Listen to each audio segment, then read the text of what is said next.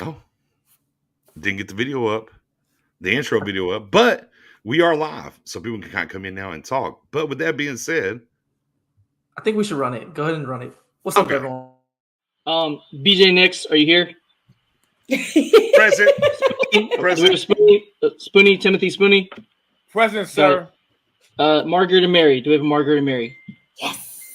Cool. And the All right. margaritas. All class here. We're ready. Let's go. Yes, let's go. Okay. This is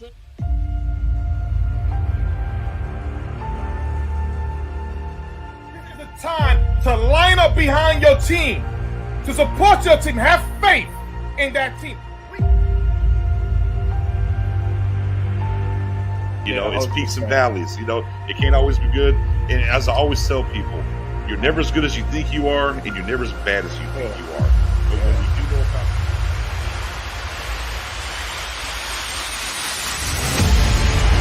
House call. Trevon Diggs, pick six.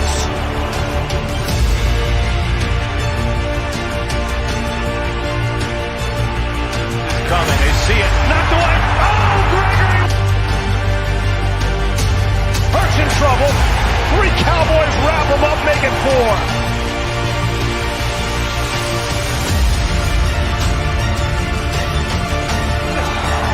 Micah Parsons is unblockable.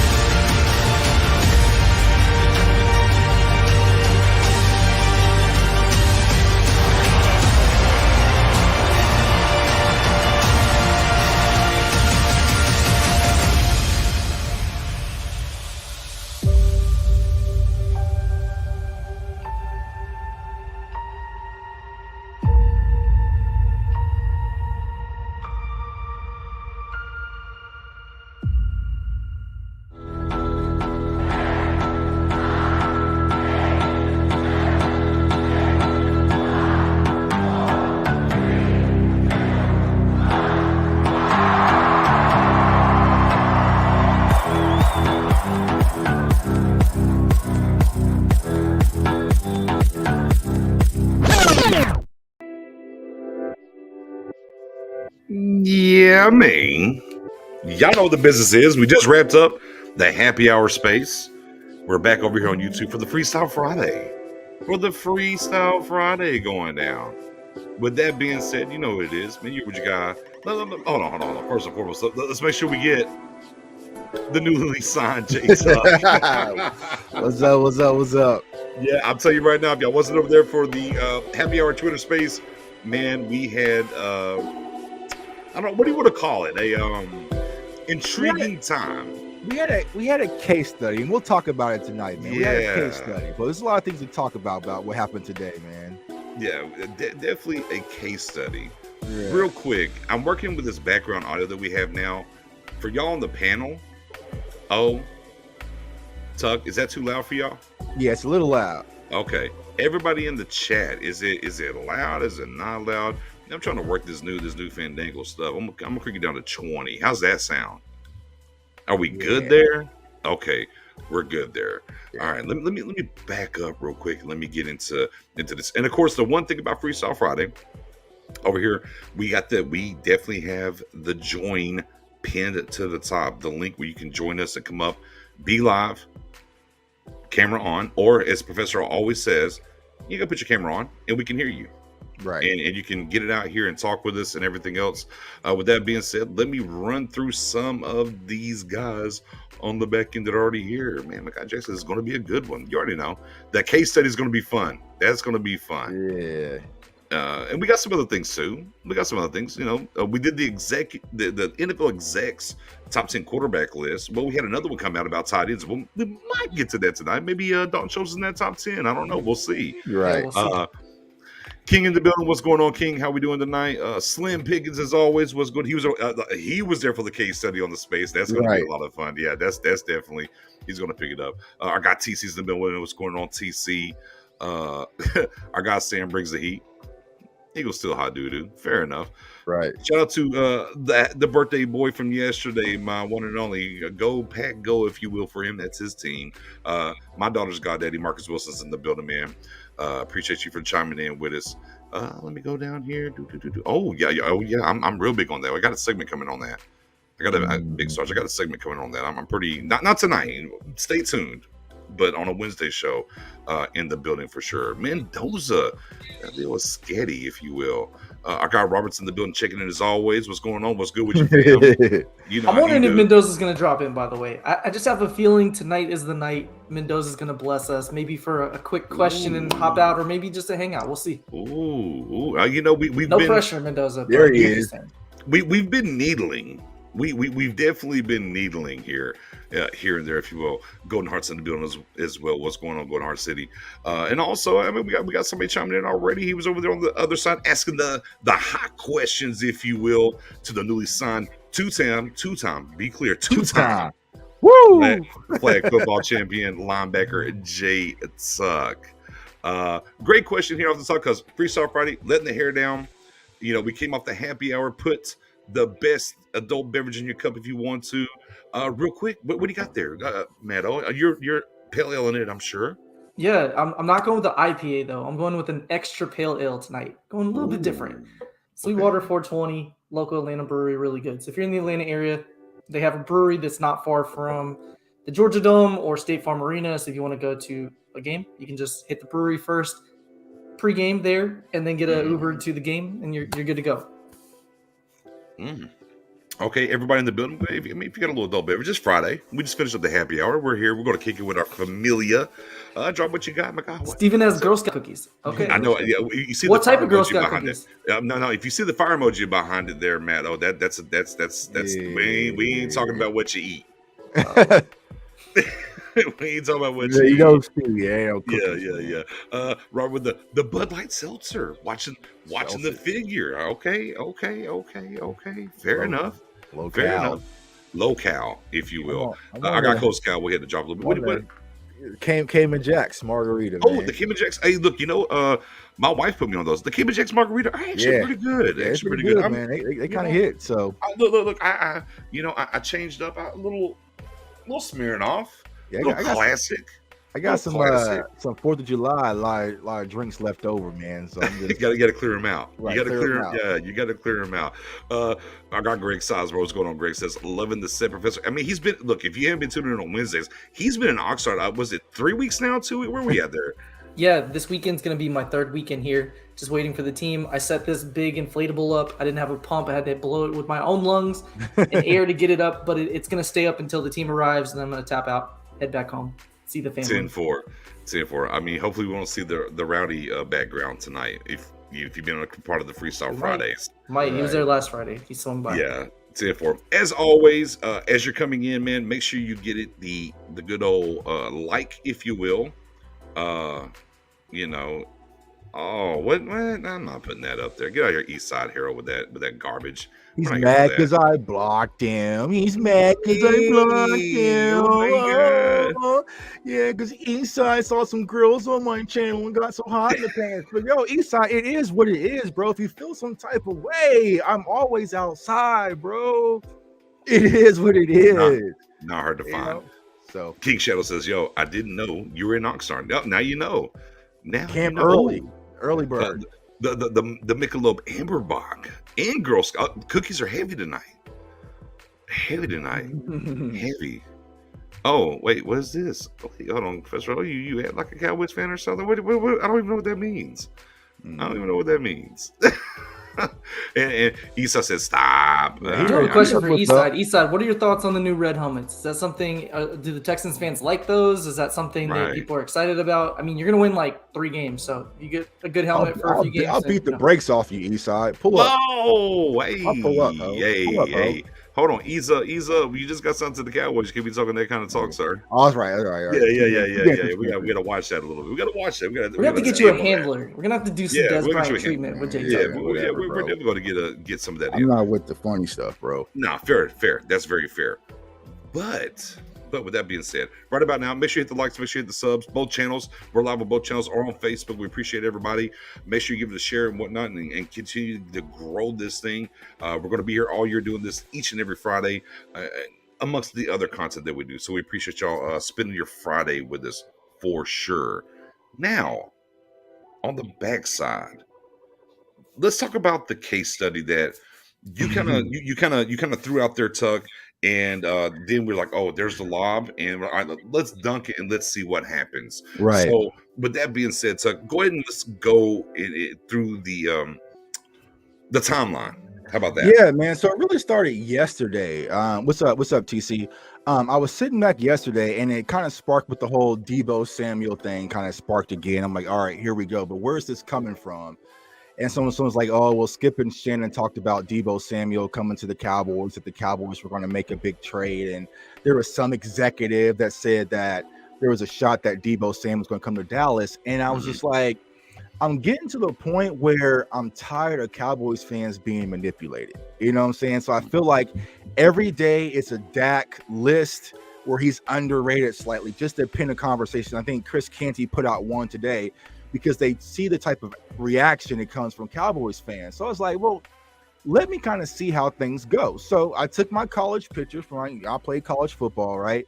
And it's put breaking news. Now, if you read the post, most people will conceptually think that, oh, this is a joke. It's just conceptually just a trolling post, right? So I put about, Dallas Cowboys signed Jay Tuck, former flag football champion, led the league with like 15 grabs per season, whatever, right? Put it out on Twitter. Thought nothing of it.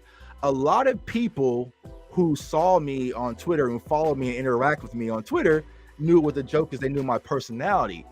But then when it hit Facebook, that's when it became an issue. And there were so many people who just kind of took it, did not even read any of the context, and just ran with it like, this player sucks. He's horrible. I don't want him here. Like, just started the comments. But then there started to be player who's like, people who were defending the player, like, oh, well, let's give him a chance.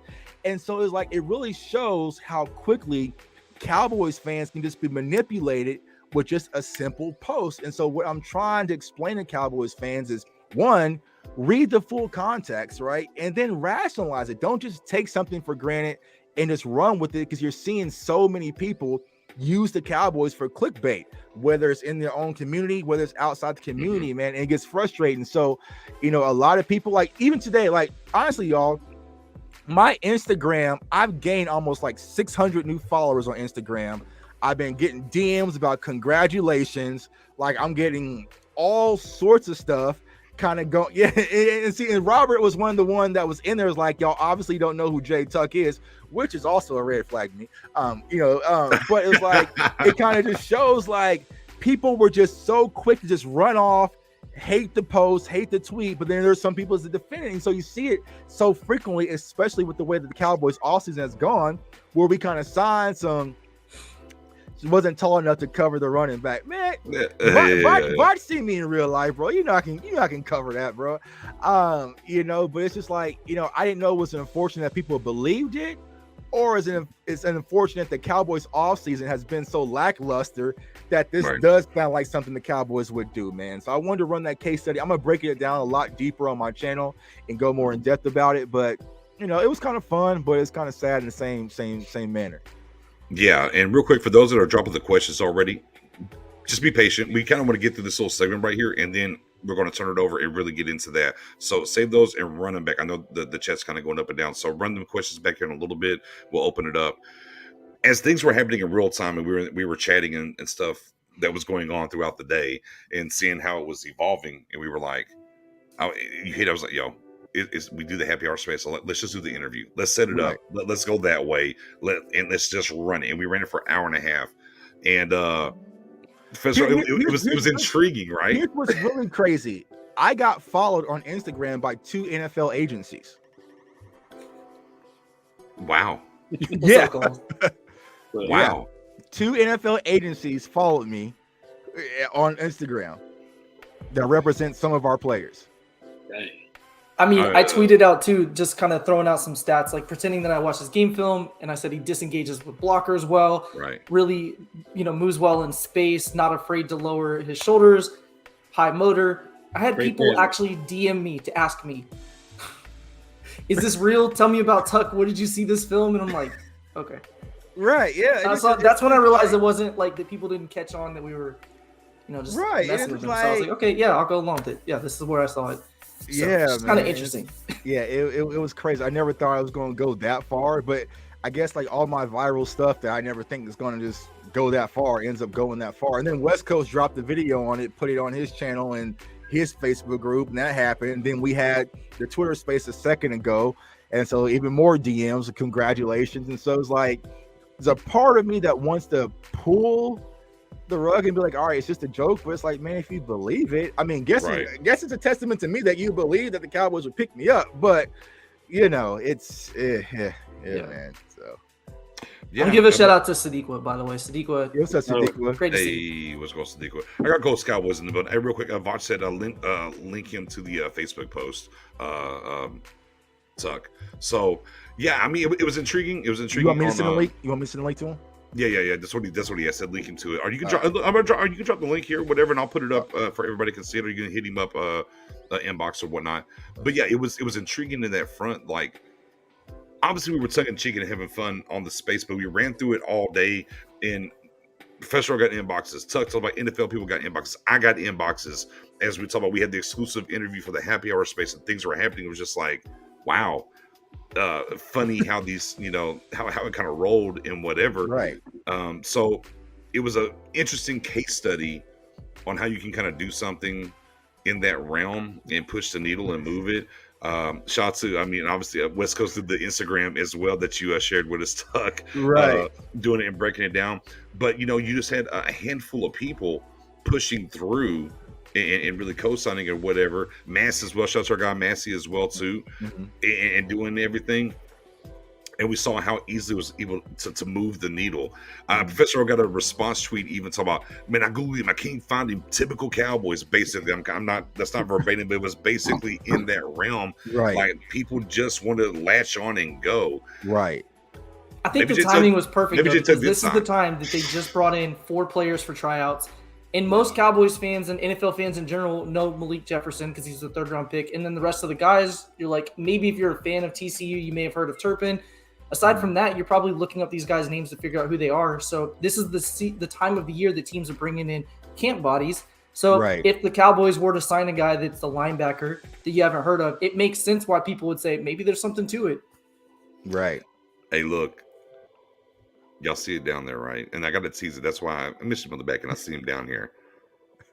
Sam's coming through tonight. He's been in the chat a lot. He's been super supporting, and Sam's ready. It's going to be a fun time. This is what Freestyle Friday is all about. Hey, I see you, Botch. Yeah, we have certain things that are moving along. We have a lot of fun times and talk about it.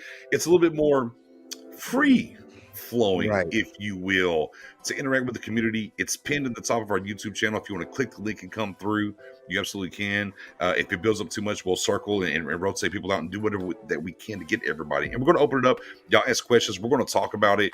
But Friday nights is all about, about to have fun in Cowboys Nation. Right. First and foremost, I got Coach Cowboys in the building. Coach, you was a part of, and you were a part of the happy hour spaces. We got to interview the one and only J Tuck, two-time. Hold on, real quick. Two-time MVP, two-time MVP, two-time flag football champion, added to the Cowboys linebacking core. Hey, when I saw that picture, man, I saw the jersey. I wasn't sure if it said Georgia. It looked like it said Georgia State on it for a minute. I was like, the dude with the Georgia State. No, it was Emporia State. I played at Emporia State, which is the same school that Leon Lett played at. So, but yeah, when you said something about that Facebook Cowboy fans are toxic, man. Like, I believe they really hold on to what Skip Bailey be saying, boy. Mm-hmm. I released some videos out there and they killed me. They went in on me, man. Right. And it's scary in some cases because think about what little old me can do from sitting in my living room just having some fun on Twitter versus what ESPN could do to Cowboys Nation, what NFL Network can do. And so like they sit back and they move that needle all day. And it's just like Cowboys fans got to be aware because we give them so much attention. And that's why we're always getting poked. It's always a list. And it's always a list. Always a list with a Cowboys player slightly out of it because that engagement's going to get everybody talking to generate those views and clickbaiting. So it's just like, I personally, I think I suck at clickbaiting, but I guess maybe I'm a little bit better than that. I did one on Deebo Samuel a while back, and I mean, it gave my video a lot of the most views I ever had, man. Mm-hmm. And I got killed for it. They was going in. It was like, man, you just a clickbaiter and all that. I'm like, dude, Right. read the title, man. Right. You know, Right. but, Yeah, that part. But that being said, Sam, look, Sam's been a long time guy. I got to make sure I brought the red carpet the right way for Sam. So I'm gonna jump you, Sam. Be patient, Sam. You're coming up next. Oh yeah, for sure. My guy Daryl's gonna come in. Look, Daryl's here. Let me know when Let's go Sam's ahead. coming, by the way. I have something for him. I'm ready. I know. So. Yeah, I'm excited for Sam to be here. I got But I got Daryl's here real quick. Let me get Daryl up here, and I'll rotate Daryl out, and then we'll get Sam up here. Okay, is what we're gonna do. So real quick, in case y'all don't follow him on the old Twitterverse, that boy Daryl's in the building. Daryl, how we doing tonight, Daryl? Yeah, what up, dog? What's going on, guys? What's up, family? What's up, Professor? Oh, Matt Owen, you see what I'm wearing that you sent me, dog? I see it. Yeah. Nice.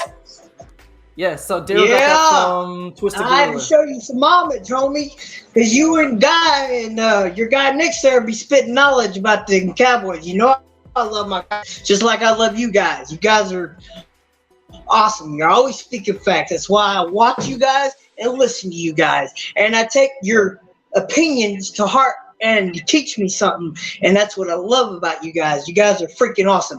And hey, hold on, bold prediction from Mr. Daryl Schapp, like I told Law. Daryl, wait a minute. Let me give you some love. Sadiqa is in the building. Says, Hun, how are you? I got Big Sarge is in the building. Says Daryl Schapp, all the fire emojis. I got TC shooting you the Schapp with the fire emojis. We got look, we got Daryl with the hat in here. Hold on, man. Hold on. We got Mr. Passion in the building. Yeah. You feel me? Yeah. So with that being said, give it to us. You said you gotta give us that bold prediction. Go ahead. Okay. 15-2 record for the Cowboys this season. Oh, I like it. Tober's gonna have 1,050 yards. Come on, he's gonna have 9 touchdowns. Okay. Lamb's gonna have 11 to 12 touchdowns, 1,150 yards, and Cowboys are gonna win the NFC East championship and go to the Super Bowl. And whoever we face, I hope it's the 49ers. Because we're going to take you down. We're going to be Super Bowl champs this year. Book it. Book it. Book it, bro. Book that. Book it. Hold on, Daryl. Daryl, hold on. You can't face the Niners. You can't face the Niners in the Super Bowl, though. I mean, I want to. I want to pay them back for last year. I'm ready to smash them in the mouth. You feel me? Okay. But Daryl, you need to get a channel. I would definitely subscribe. I'm just saying. If you had a channel, I would absolutely watch it. I mean, you can beat him in the playoffs, Daryl, but you can't get him in the Super Bowl. But you can beat him in the playoffs. I'm sorry. The way they did us last year, it's time for the Cowboys to get some payback. And that's another thing. You're talking about Deebo Samuel. How much of a cream of the crop would it be to possibly add somebody like that to our team and take them from a rival team and to really smash them in the mouth? All right, hold on, Daryl. Professor O, you got something for Daryl? You said, I think on the back end, I think I heard that. You had a question or something? No, just let him go. Okay, all right. No, I want to hear your questions, Professor. I take your questions. I want to learn something from you guys. I didn't have a question. It was when you gave your prediction for CeeDee Lamb. You said 1,150 yards, and I was telling you got to go higher. He's going to have more yards than that. There it is. Way more. I like the touchdown number. 11 to 12 touchdowns. You don't want to be realistic. I also don't want to put him above what his potential is, which I think it could be great because we're really going to get to find out, like you guys say. And I think he's going to do big things for the Cowboys going forward. But that, for me, that also has to do, like you say, you got to be realistic.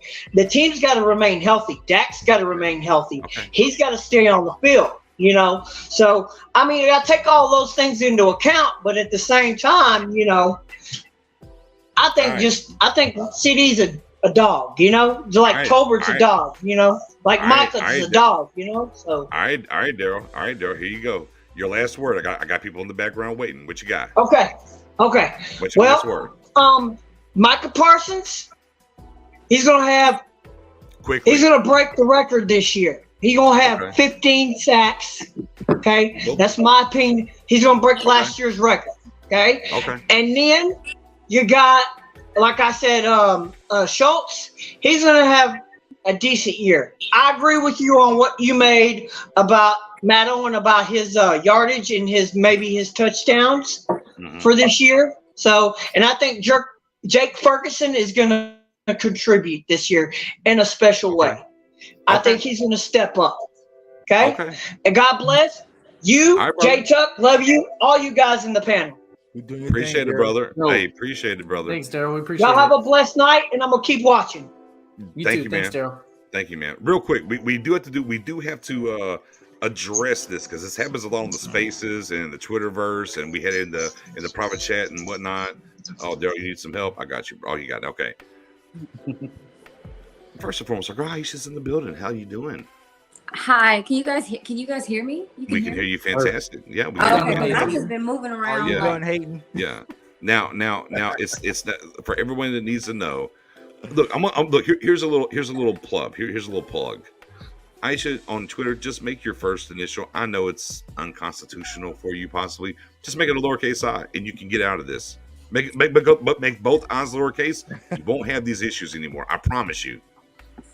I promise you. I don't know. At this point, like, I think I have something coming to fix that, but I'm gonna change it eventually. But that's fine. Okay, people will get the name. Okay, all right. I feel that. Or like as Presto says, hey Lisa, how you doing?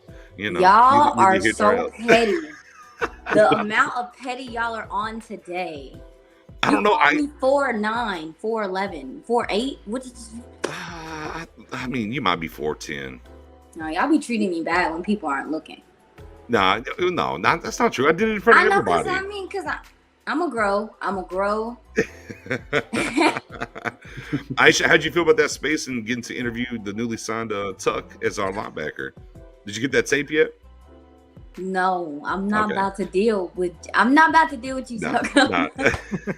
I do not care about it. Look, and when you get a chance, if you wasn't here earlier, we kind of broke down and talked about the case study and how this thing kind of evolved and things happened and everything else. So if you get a chance to run it back and see that. I just can't believe y'all have taken this far, and it is literally we didn't take it Twitter. Anywhere. Cowboys fans took it. That's the problem. Facts. It got one little glimmer of something, didn't really dive in too deep, and just ran with it. They thought, wait, because I've been out the loop all day. So you telling me people thought it was real for real? There is tons of people thinking it's real. Not just people. No, run it back for not just people. Like I got followed by 2 NFL agencies today. Look, 2 NFL agencies followed Tuck today on IG. On Instagram. Right. No one who I reached out to for interviews prior, and they just never returned my message. But now they followed me all of a sudden today. Right. I'm mind blown at the fact that people really believed it. Very true. I mean, but that's hey, that's how social media works. If you run it the right way, and he put it out there, and you had some people within the community kind of pumping a little bit. Obviously, we had fun in the space, right? But there was people in the space, and Professor, maybe somebody from one of Pop Boy the fan chimed in, or didn't chime in. They just like, hey, what's going on? What did I miss? Yeah, no names out there. We're not gonna say the names. Aisha's just like we talked about it before you joined, though. It's just that perfect storm of slow period, not a lot of news. Cowboys brought in a bunch of guys that people didn't know who they are. This is the time of year teams sign camp bodies that you may not have heard of. So, like, if you have enough people pitch it the right way, people will take off and run with it. So it's kind of crazy. I mean, I think that's how a lot of people felt with what's the gentleman's name Jefferson that we just signed? Like, I think a lot of people were like, "Huh?" But they did University of Texas guy, good. I like that. I like the piece. Yeah, I like it. And we'll get to that. And we'll definitely get to that. But let me roll out the carpet. My guy's been patient on the background. And I appreciate you being patient, Sam, because you've been a long-time listener. You've definitely followed and loved the content and shared the content and everything. He joined. She just did. I didn't even kick her out. She just left. I don't even know. I'll message her in a second. But once again, our guy's finally in the building. What is going on, Sam? Oh, God. right, so backstory. Sam called in on the volume and was at a coffee shop, maybe Starbucks or something like that. And Alicia Keys was playing in the background. And I forget if it was Sky or Vox, but one of the two brought it up. So we just started making like Alicia Keys references the entire rest of the show. So when he joined, I was like, I have to have Alicia Keys ready to go. So What's up, the new haircut though looks good. Looks good. What's up, Sam? What's up? What's up? Do I look like what you expected? No, I don't know. I'll be honest. Like, I don't know what I expected. Right. I will say when it comes to social media, I don't really expect. I don't expect anything. I'm like, I meet people and it happens and whatnot. So, brother, I'm glad you're just here and showing the face and jumped on to talk with us, man. It's a pleasure. That's what's up. So I got to come out with a best shape of my career. Opposite. He's Mr. Vach. He's Mr. Wait, I first just and foremost, said wait. we need a hold on, Vach. content No. combine. Vach. Hold on, Vach. A, he's Mr. 4 a.m. B, you was here before and you was taking some time flimaging because you said you were trying to get that J Tuck shape. So you already know. You got the inside track already, Vach. Come on, man. We all out here trying to chase Tuck. You just got to get him on field. Like on a field, doesn't matter if it's a high school stadium, with somebody else in front of him, be like working out. My trainer just got a good session in. I'm ready for camp. I'll see you guys July 26th. I'm gonna call the boys up, man. Yeah. we gonna get Cowboys Nation fully sold on me now. Yeah, I mean, hey, look, it starts here, and then we it's a snowball effect, Right. I mean, it's a snowball effect. Real quick though, Stephen White, Tex Mayo, Big Sarge, TC showing that boy Sam some love tonight. Sam, how you doing this Friday, brother? I'm hanging in there. How about you? Man, doing good, man. Ready to kick it with everybody. We started at 7:30. We did the case study, if you will, with J Tuck and the signing and having fun there. And we're pivoting over here with all of our people and having a good time. So first and foremost, as you're up here on the panel, Cowboys Nation wants to hear what's on your mind as we're, less than 2 weeks away from training camp. Well, I'm excited for camp. What's first and foremost in my mind is the Dalton Schultz being a top 10 tight end. I know he must be feeling some kind of way because he's probably like, Dak's a top 10 QB and he's getting paid. Why can't I get paid? But I understand where people come from. Like, he's not explosive, but it is interesting to see that. And also the Tolbert, like when them naming Tolbert the number 2 wide receiver, which I thought was probably was going to happen, but like them doing that so early, I thought was a little bit interesting. Yeah. It's important. So I do think the Dalton Schultz thing is interesting because people look at what he did last year and they say basically any way that you can diminish what he did happens. So like, he's just a check down guy. He's not explosive. He's not a great blocker. There's a lot of teams that would have been happy to have Dalton Schultz. Yeah. I'm not saying I'm not going to put him with like the George Kittles or the Travis Kelce's of the world, but he's a much better tight end than people give credit for. Where he's listed in the NFL executive coaches and players probably makes sense to me. Like, I think he probably is somewhere in that 7 to 10 range. A lot of those guys are kind of interchangeable. If you want to move him up or down a spot, great. They had him at 8, but I think he's just a better player than what people give him credit for. And the blocking thing, I think, is being overblown at this point. It's not like he's a complete liability who can't block anybody and whiff every single time. There were times that he was not a good blocker and he needs to get better at, but that's something I'm sure he'll tell you the same thing. But overall, when you don't match him up with a Chandler Jones, which should have never happened in the first place, he was okay. When you don't put him in space against a safety, he was okay. So basically, when you ask him to do normal tight end things, he did his job. They didn't give him a long-term contract. We're going to have to see how this year goes. We'll see if Jake Ferguson, Sean McEwen, or somebody else steps up. If not, we'll have the same contract conversations next year and kind of go from there. But I don't think Sam's wrong, though. If I was Dalton Schultz, I'd be like, I just had 2 good years. I got better year after year. Why am I not getting the contract? I'm looking at what Njoku got from the Cleveland Browns, and I've been better than him the last 2 years. He's getting $14 million, so that's what my market value is. I don't know what his agent asked for, but I have to assume it was somewhere in that realm. So I guess we'll just kick the can down the road, see how it goes. But yeah, it's kind of interesting, especially if you look at what he's probably going to do this year because of Michael Gallup most likely not being ready. We know that we spread the ball around. We know Dak's going to throw to the open guy. He's going to get favorable coverage matchups. So he probably will have a big year, and next year will be right when he asks for whatever he asks for contract-wise. So, yeah, we'll see. Real quick, let me get to the super chat on J-Tuck's channel. Says, J-Tuck's case said, the Lunatic. First and foremost, shout out to the Lunatic. It's my guy. Yeah, it's facts. If y'all ain't following Lunatic, same name over there on in the Twitterverse, do that ASAP. J-Tuck's case study, classic for Cowboys Nation reaction and Cowboys coverage, DC 4.0. You already know what it is, and that's what made it fun tonight, and that's what we enjoyed for sure. Aisha, you have a question? Is it about the tight end, or I want to stay in this lane for a second? Where you at? Oh no, I was gonna stay in the lane. Okay. I was gonna stay in the lane. Right, I was gonna add to what Matt was saying about Dalton Schultz getting a bad rep, I guess you want to say. I think again, I think people have like short-term memory loss, and they forget like the depth in the tight end room like was non-existent at some point in time. And you guys can correct me if I'm wrong. I think Sean McKeon went down. Obviously, John wasn't out there, and then it was just Jeremy Sprinkle, if I'm not mistaken, and Dalton Schultz. So I think Dalton Schultz took on a lot of responsibility being a pass catcher, and also he was literally, like we talked about, one of our more reliable receiving threats. So I just feel like I agree. I was just saying I do agree with you when he was.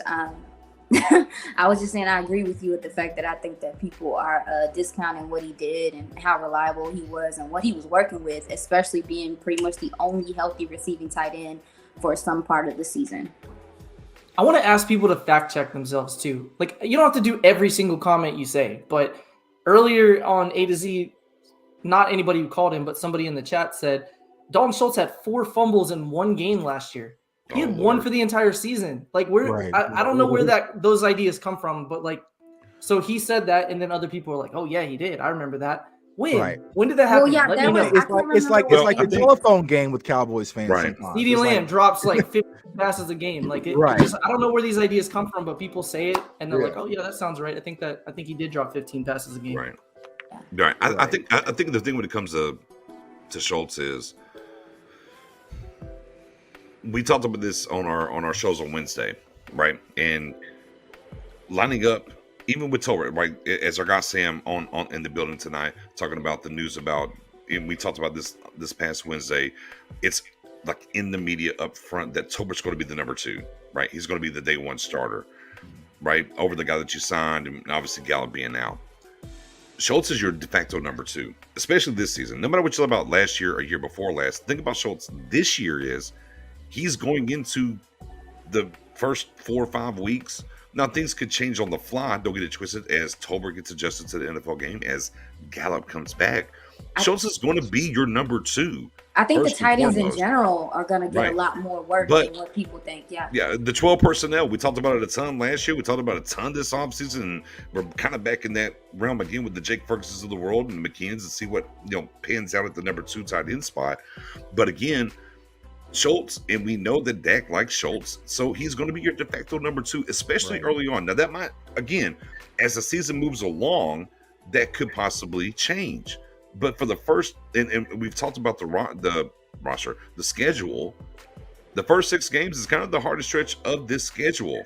Right. So he's going to be leaned on earlier. Now, it might change later, but earlier you need that.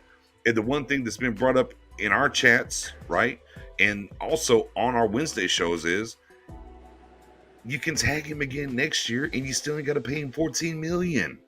So it's a damned if for Schultz anyways, it's a catch-22, because now you're in the mix. And we know how Stephen Jones likes to have pod, J-Tuck. Right. And I can just save and look, 10.9 this year. Okay, and he comes, look, and let's say he gets 1,000 yards next year. Forget whatever touchdowns. Let's just say 1,000 yards. He's been close enough, but the number he gets 1,000 yards, he's going to get tagged again. Look, I'm telling y'all now, if Dak played on the tag 2 times, y'all think this guy ain't about to? Come on, man. That's just where we're at with it right now. It's not a bad thing. And there's some different things I'm seeing now coming out. His blocking's not that bad. Michael Gelkin and some other people.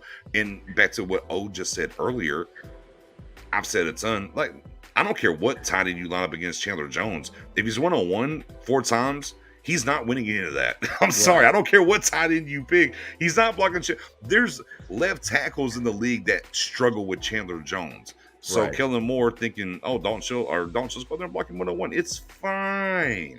No, but we'll hearken on that, and then everything else is trash. Yes, does he need to get better in that stretch and in that part of his game? Sure.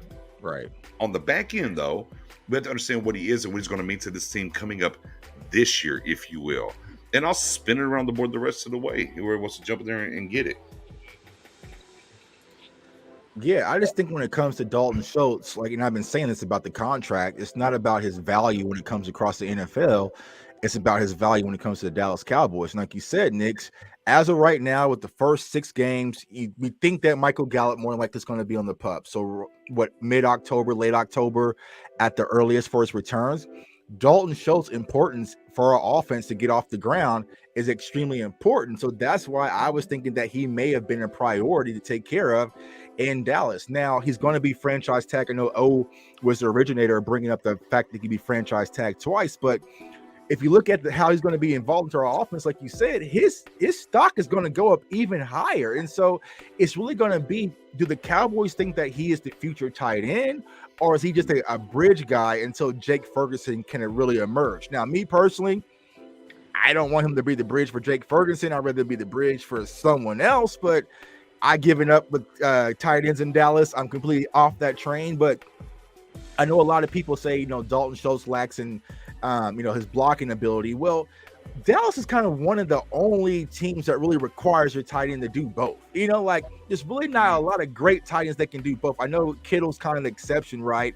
He can kind of muddy things up a little bit, but Travis Kelce isn't the best blocker. Mark Andrews, though. Mark Andrews. But then the Ravens just drafted 3 more tight ends, right?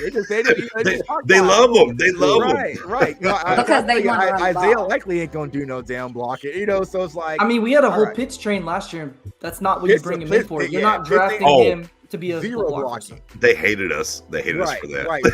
Waller's not doing no blocking, so those type of upper echelon tight ends are really not blockers per se. If you can help, that's even beneficial. So, I think Dalton Schultz is solid. He's enough, and I think that he has a good chemistry with Dak Prescott, which is going to be important early in the season. But he didn't get the deal. 4 o'clock rolled around on him, and so more than likely, I don't see the Cowboys paying him next year either. No, because by then, Jake Ferguson will probably already cut his teeth and be ready to go. I'll take AOC does Dallas says this team will be better than last year's team. Gallup will not be on the pup. I can't buy that. I just want to remind people too, the NFL changed some rules for this season. Pup list is now 4 games. You don't have to wait 6 games before you're eligible. And the rules of pup list, for anybody who doesn't remember, is you can work out with the team and do everything until week 1. Once you're on the pup list, you can't work out with the team anymore, which is expected because you're injured. But for 4 weeks, he can't do anything with the team. But after 4 weeks, they can either immediately bring him back, or they have a 21-day window from the time that they decide to bring him back. So if he needs to be on the pup list for 7 weeks, they have 7 weeks to activate him, and then they have 7 weeks to bring him in to start working out, and then a 21-day window to get him back up to speed before playing him. So the pup list now, with it only being 4 games, is super advantageous because the Cowboys could have him for 4 weeks and have him play week 5. Or they could have him on the pup list for 6 weeks and then have 3 additional weeks without taking up a roster spot. So either way the Cowboys want to do it, it's in their favor if he's not 100% ready week 1. Yeah, so looking at that schedule, right? So he misses the Bucks, misses the Bengals, Giants, Washington, and back for the Rams October 9th. In that case, the 4 games. Eagles, so yeah. Yeah. We talked about this before on the channel. I feel like he's going to miss 3 games when it comes to Gallup. And then it was back. January, right? January was the. Yeah, right. But I think it's 3. But back to the we'll stay on task here for a second before we get up out of there. Is Dalton Schultz, Sam? What do you want to see from Dalton Schultz this year? Like, do you have some kind of maybe numbers in mind, or are you comfortable with the tag? Are you thinking about a tag next year? Do you want to see him get extended next year? What do you think, Sam? So I just feel bad for him, but like you don't feel too bad because it's still $11 million. But everyone wants to get paid with his worth. So I think we're going to tag him again next year. I see him getting 900 yards this year probably. Like he'll have a little bit more focus on him, so he won't be because like last year, he probably was like the 3rd like on any given Sunday, he was like the third option. He's gonna be the second option now, so he may have some more focus on him, but I think he'll get 900 yards and he'll get tagged again. So 2 years in the tag isn't bad. You know what I mean? 2 years fully guaranteed money at a top 5, you know, or at least supposed to be top 5 salary isn't the worst thing in the world. So it is what it is. But yeah. Yeah, I mean, Cole, and going off the top tag, as Sam was talking about, we're talking about 24 mil, if you will, north of 24 mil probably. 10 point down this year, 13 and some change next year. Probably gets him a smidge over 24, maybe not quite 25 mil for Dalton Schultz. Do you see a different plan for Dalton Schultz outside the back-to-back tags? Not really. Like I said, I already knew he wasn't gonna get signed from the jump. You know, I said, hey, they're gonna throw that tag on him. That's just how they do. I feel like they did that because of the avoid, you know, the whole Blake Jarwin situation. Yeah, you know, that's what I was about to say. I agree, Cole. Yeah, like so. I don't know. Does it happen if Blake Jarwin was still healthy though? I don't think so. I don't know. I mean, we've talked. The things that have hampered this team the most over the past 5 years is Jarwin not staying healthy, and of course the center, the bearded one, Travis Frederick, and not being able to, and had to retire early. Those two things have hampered this offense. As we talk about hampered, they were number one in all these different stats last year, but in general, it still hampered them. But it's altered the offensive, like the way that things go. And I do agree with you, Coles. I think that they feel they're hesitant just because of what happened with Blake Jarwin and the fact that I think he rehabbed, got better, came back out here, and then got hurt again. And I really do think that they're nervous about that, which is unfortunate for Dalton Schultz. I agree with Sam. Like, I don't know. I'm all about guys getting their money too. Like Matt's really ingrained that in me. You guys really ingrained that into me. And I do feel kind of bad for him. He is getting his money, but at the same time, like looking back at everything, I get why he would be looking at his paperwork like, hey man, what's going on here? I hope it doesn't change his willingness and his competitiveness, you know, like what's going on. Now, do we think, Aisha, I'll start with you since you're right here hot on the mic. The Lunatic says, waiting for Schultz's agent to leak what the Jones offer was, if any. Is it a matter of time before we hear that, or will it be mum? What do you think, Aisha?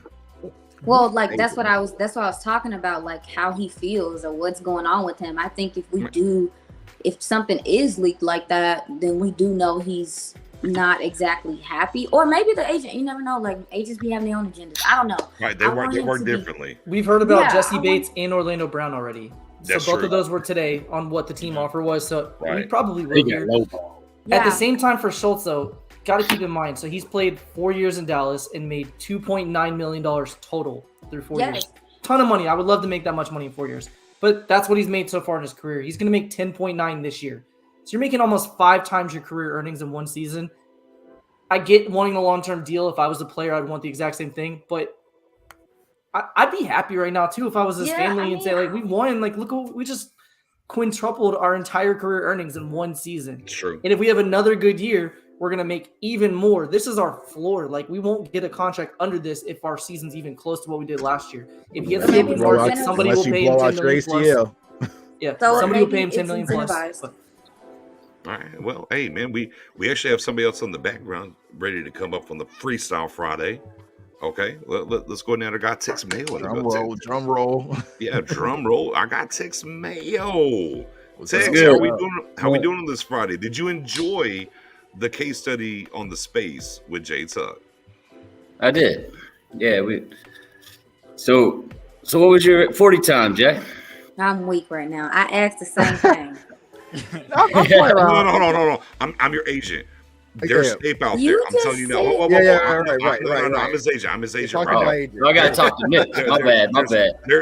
Look, he's been signed. Okay, there is tape out there right now.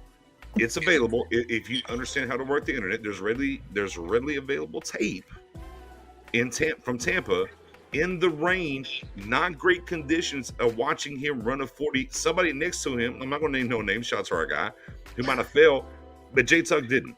That's all I'm going to say. There's tape out there. We ain't going to talk about it. I was working all day. I'll get to it. We'll do a highlight film, man, for you guys. And to answer the question, I'm not sure about Oxnard, man. I keep going back and forth. So I keep going back and forth on one being Oxnard or no. I'm supposed to be out there. Why not? Why not? I'm going through the same thing. Because I am deflated about this upcoming Cowboys season. Why? Do I really want to waste the time and effort to go out there in Oxnard? Yeah. And to be honest with you, it was kind of whack because it's like normally before COVID, like you go to Oxnard, you get to interact with the players. They have like autograph signings and everything. Last year, it's just like, boom, you watch practice and it was done.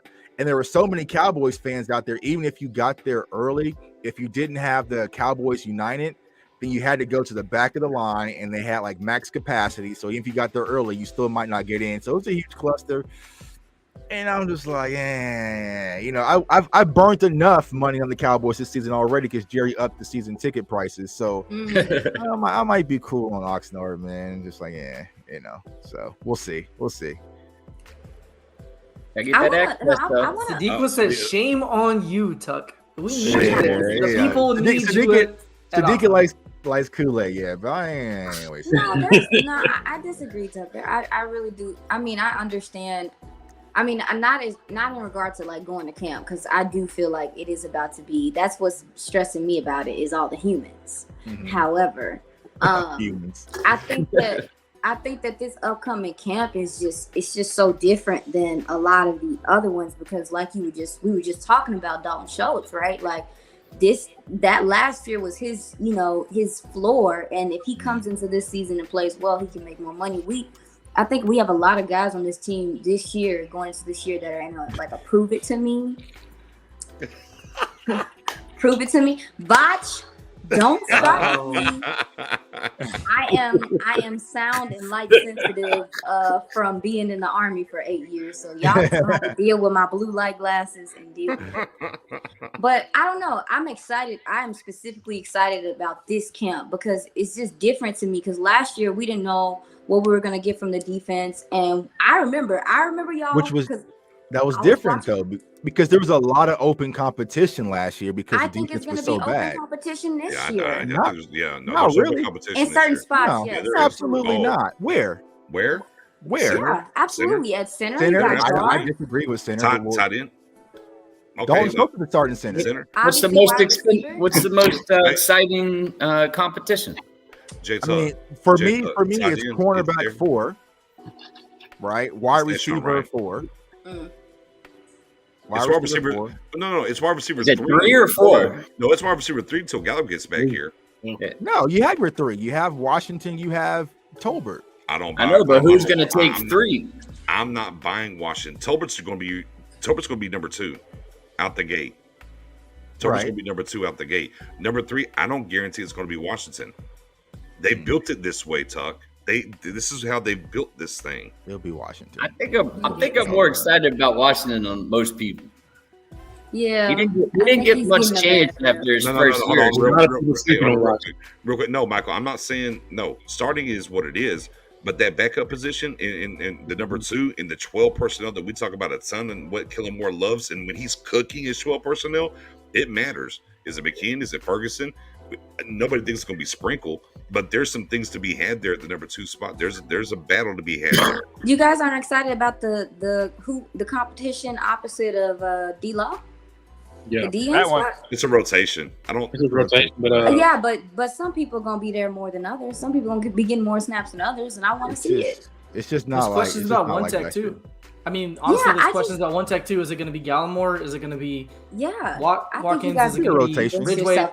Again, that's another position, like you said, we're going to see rotation, but there's going to be some competition at certain positions, which is intriguing.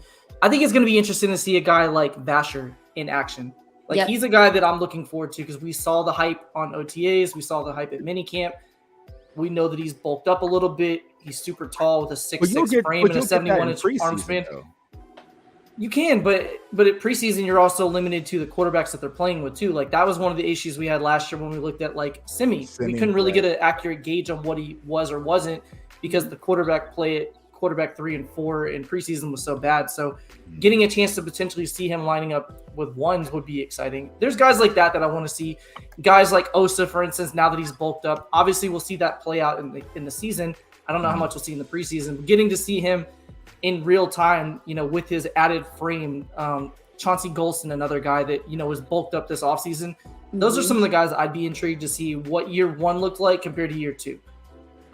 In terms of like true open positions, I do agree with Tuck. There's not a lot of like exciting main starters. Center would potentially be one if somebody beats out Tyler Biadasz, but there are a lot of positions that will have impacts, like tight end 2.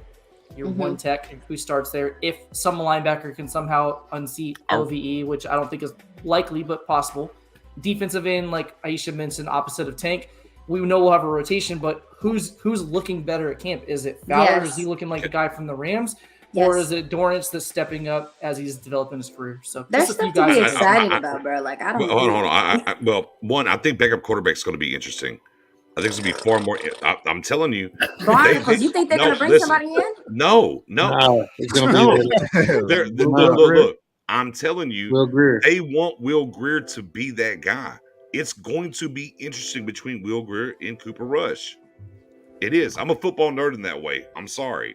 Cooper Rush doesn't have an NFL arm. It is what it is. No, we know. They want Grier to go through and walk through that door. That's going to be interesting. That's number one. Number two, and I want to ask this question and kind of spin it around the realm here. Okay, is this. Are we sold? I know we just signed a guy from University of Texas for all the Hook 'em Horns fans out there. And Malik, right? And we know what the lineup is behind LVE. Are we sold on LVE being linebacker number 2, or is that an open competition? It's open competition. It's open. They were trying to open it last year, but Jabril got hurt. Yeah, it's an open competition. I think that he has value, of course, because he can wear the green dot when Micah's not doing it, or when Curse is doing it. Yeah. That's Curse. Yeah. So yeah, but obviously when didn't Jaron Curse sit a game last year? Did he sit a game at all? Because I feel like LVE had the green dot at one point in time last year.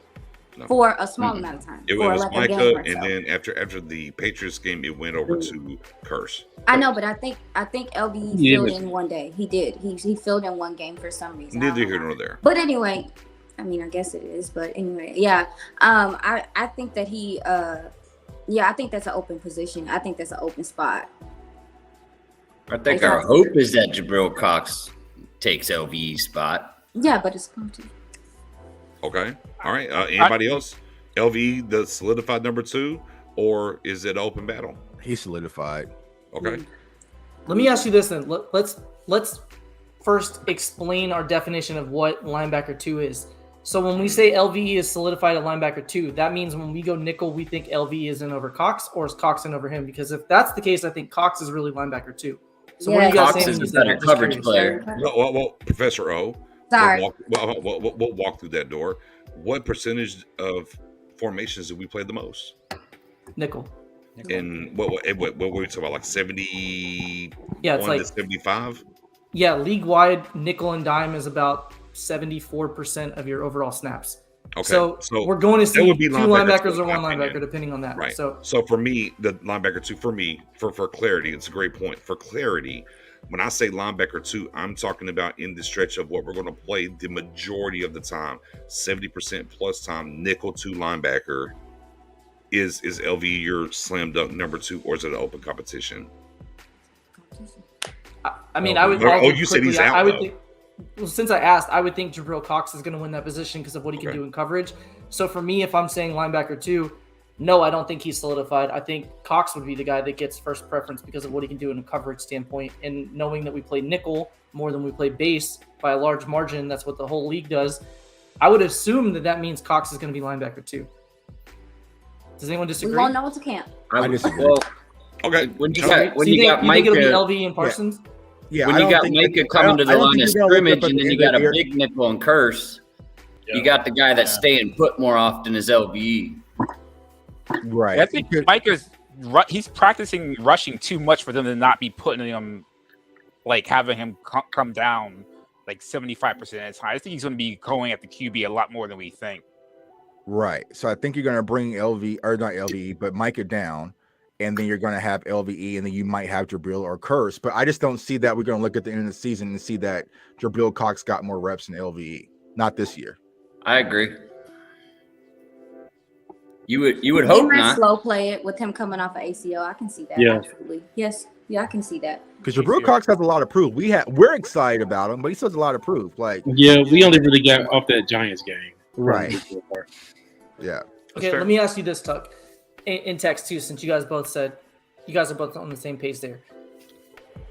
First, I'm going to ask you what you would do if you were calling the defense and ran the Cowboys, and then what you think the Cowboys are going to do. So, assuming Micah's rushing, he's not playing as one of your two linebackers in nickel, would you prefer to have Jabril Cox and Jaron Curse as your linebackers and bring in maybe Donovan Wilson as the other safety, or would you prefer to have LVE and Jabril Cox and leave Curse at safety in a nickel formation? Well, what I think they're gonna do, I mean, that's why I'm saying, like, like you're saying, Micah's coming down more often, then you're gonna have LVE as more of the mirror, play the run, but like stay in the middle of the zone, and then Curse is gonna be on that tight end because that's what he does best. So like, I can see them getting more burn, but if you want to interchange Jabril Cox, but I just think LVE, they're gonna have him more in that middle spot more often. Yeah, I agree. I think that he's going to be in the middle spot. But me personally, if it's Madden Tuck, right, I want to have Cox and I want to have, Jaron Curse out there with Micah because it cranks up the level of speed on the defense. But I think that you're going to need that guy that can digest an LVE. And I think he has sponsors in-house, and I think Dan Quinn likes him. So I think they're going to find reps for LVE to be out there. Like I said, just because we say that he's going to rush more doesn't mean that he's going to line up at defensive end. Right. You can rush him out of nickel at linebacker. So in that situation, you would have Parsons. And I mean, obviously, this is not going to be something they do every play. Just worth bringing up. Big facts. I don't disagree.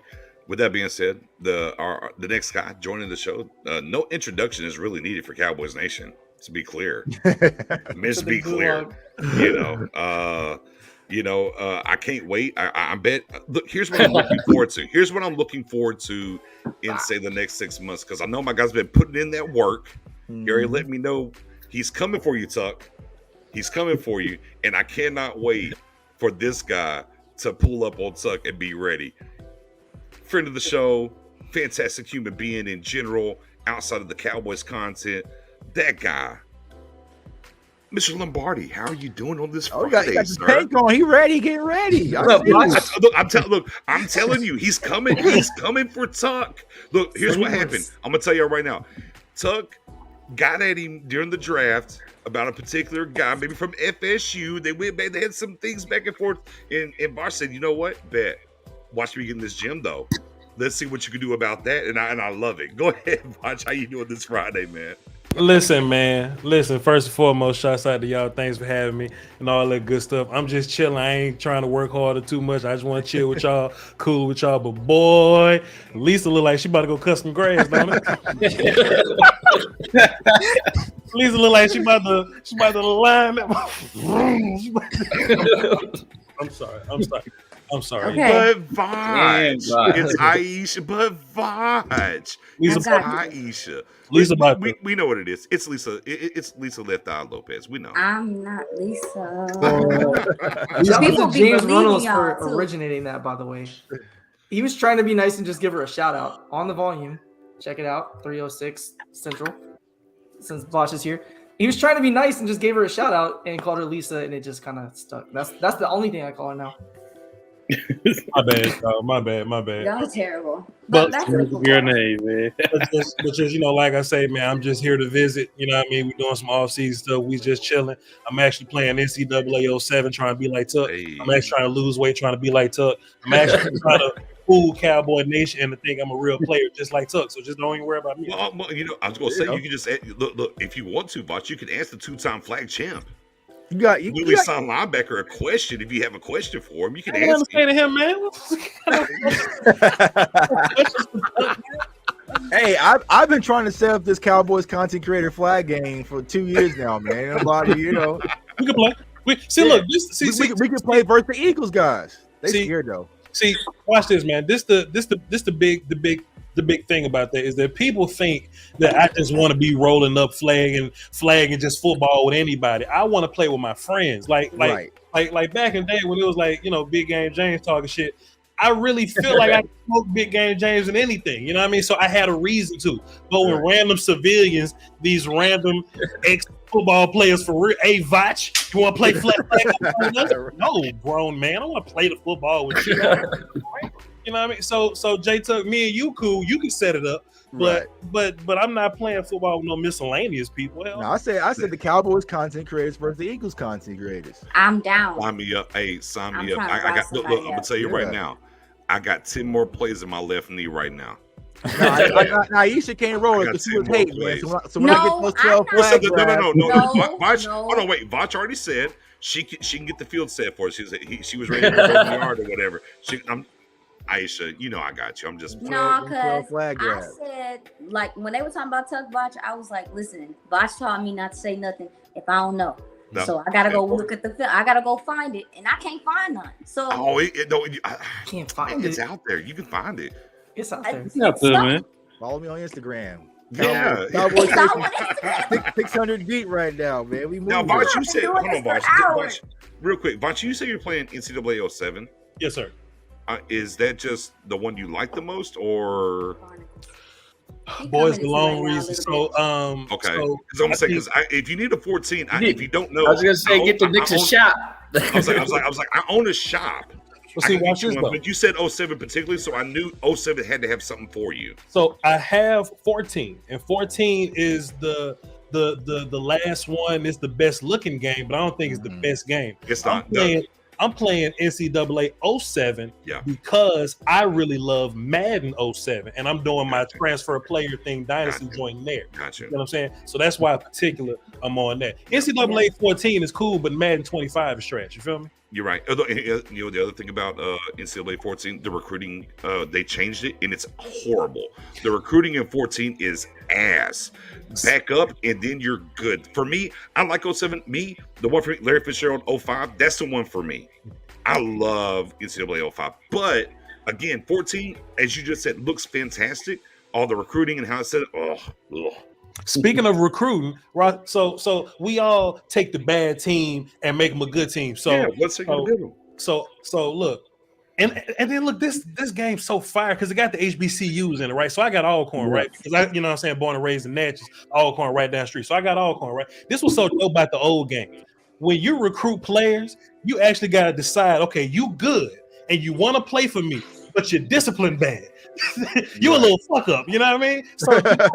So I gotta balance me needing quarterback with you being a raggedy person, but I'm looking at the rest of my roster like, boy, we trash, and I need him. You a Mississippi guy, man? 100% Natchez, Mississippi. Oh, hey, Jacktown, bro. Salute to you. Nick, I have to ask you because Nick, you're the video game guy owning a store.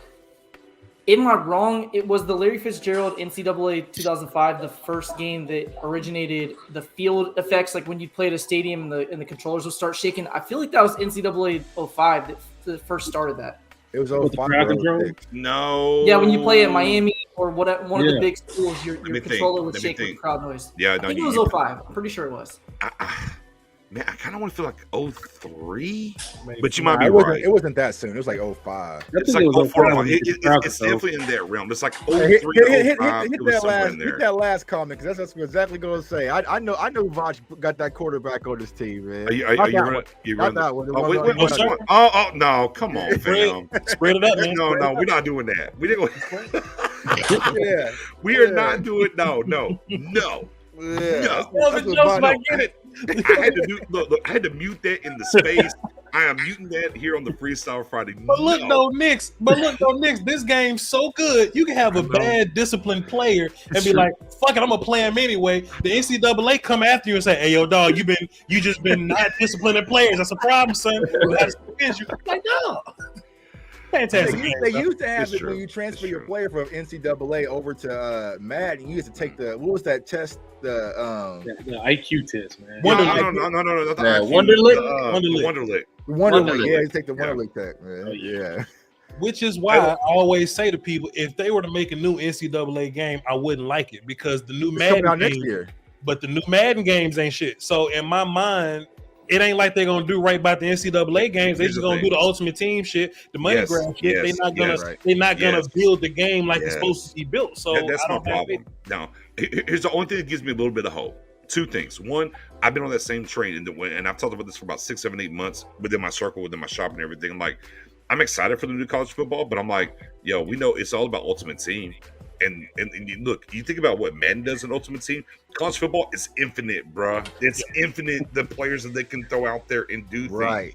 So I'm very much worried about that. Shout out to Zeke. I appreciate you coming through tonight. Good enough to everybody. But here's the thing about the Madden. If y'all haven't seen the Madden 23 franchise trailer, go check it out. Now we'll see. Look, it sounds good in theory. They showed some videos and stuff, but they actually finally touched it.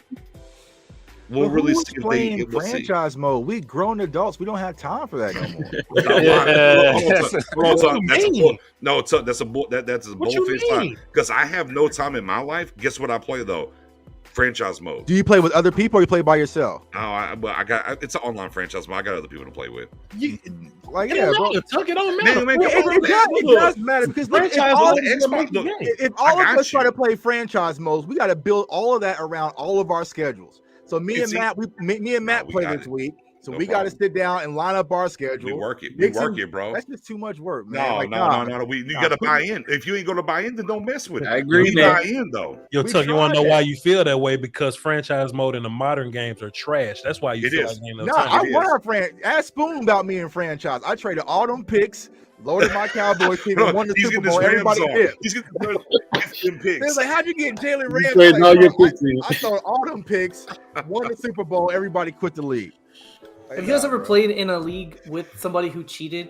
So this guy that lived with us in high school, cool guy. We played in this Madden franchise league. I had the Cowboys, my adopted brother had the Eagles, and he had the Redskins.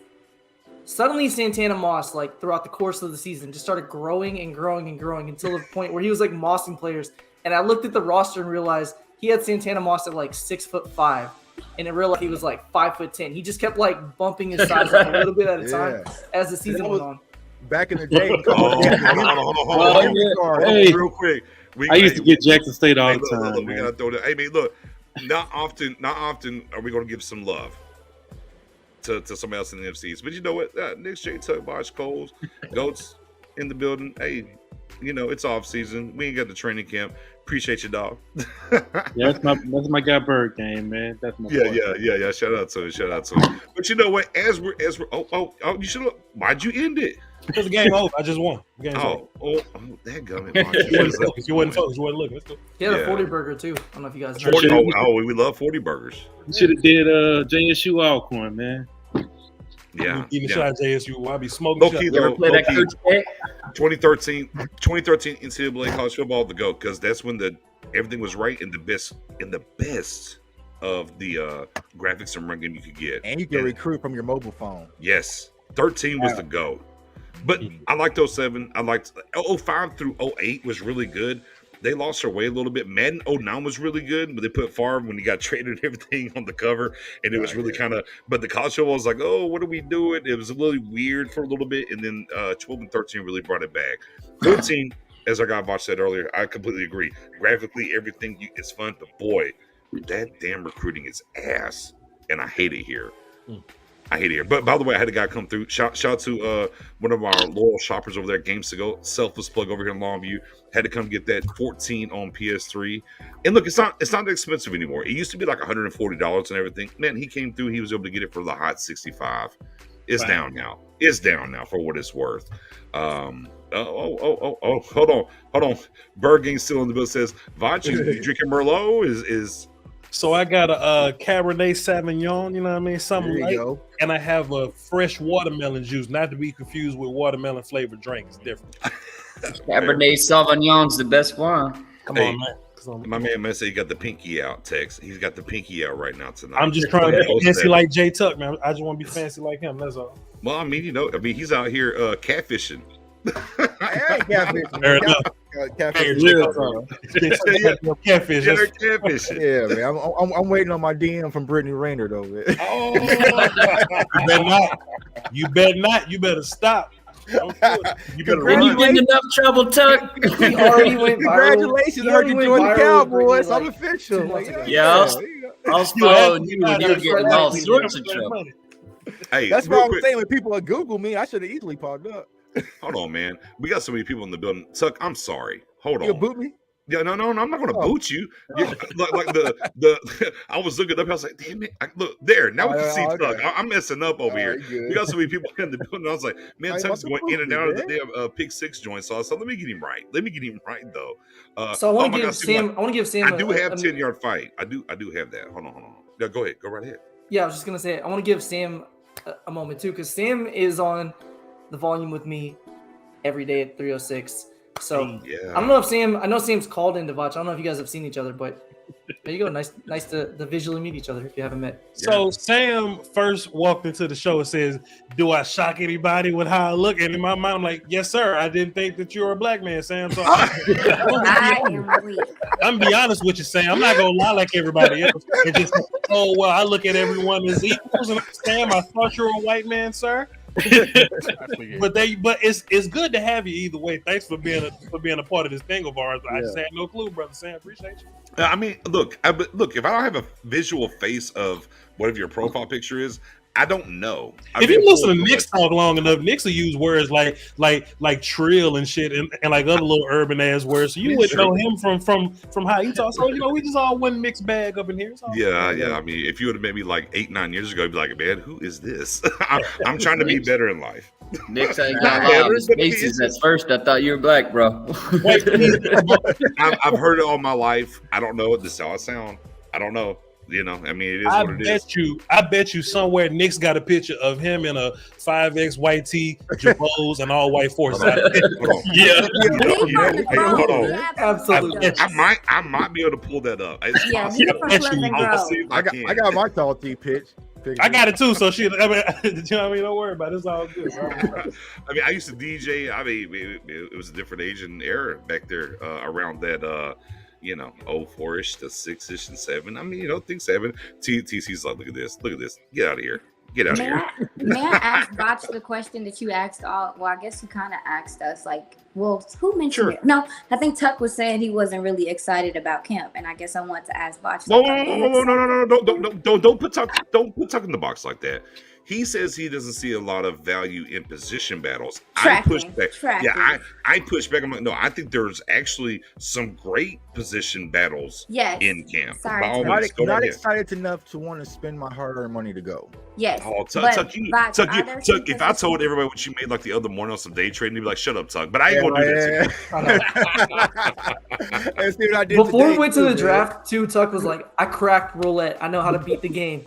He's showing us some video. I was like, okay. He says a whole breakdown. That's what I'm trying to tell Aisha, man. I'm a man of many talents, man. I'll be doing research. Color Park, Bubba Sparks. All right, TC, get out of here with that. Go ahead, Aisha or Lisa. No. Are we going to call her Aisha or Lisa going forward? I don't know. Vonch is here now, so I'm going to let Vonch term. Vonch not calling me Lisa. Oh shit, Lisa. Y'all know what the sad part is that somebody you gotta do the long L. It says, congrats, JTuck151. Show all these haters what's up. You're more than just a camp body. Let's go. That's the kind of support I need from Cowboys Nation, man. Off the strength of that message, you got to go to camp with the practice jersey. I got to go to camp, man. I got to go to camp. Just wear it around town. Like every time you stop to get gas, go to a restaurant, wear the practice jersey. You're gonna get pictures, autographs, interviews. Hold on, real quick, Aisha. You had the question. Run it back. I don't think it's really a question no more. Yes, it is. No, man. Well, I will say this. Let me answer it. Aisha. I will say this. Tuck went last year, and I don't know if that was his first time going, but I was there too, and that was my first time. So I will say that going for your first time, there's this magical energy about, oh, should I get to go to training camp? You know what I mean? Mm-hmm. So once you get that out the way, now it was like, all right, it's training camp. I know what, what it is. I know what's offered with training camp. Right. So I'm going to training camp, but the volume is paying me. So I'm going, but it's not like I have. Shout out Colin Coward. What's up, bro? Yeah. But it's not like I have this old shit excitement. Like if I had to pay to go, also, I mean, you paying 5 nights for a hotel, and hotels over there way more expensive over here, and you got rental car, food, and so you know what I mean. So if you still might not get in, and you still might not get so like if it's only for camp, then yeah, I can see why he wouldn't be as excited. But if you saying, oh, I'm going to Oxnard to chill with my Cowboy compadres, but I just happen to be going to camp also, then that probably be a better excuse. But I don't blame. 10-4. Aisha, for real, you had a great question. I want you to run that for real. Oh no, it's okay. I wanted to know. I'm pretty sure he's talked about it on the volume. I just be.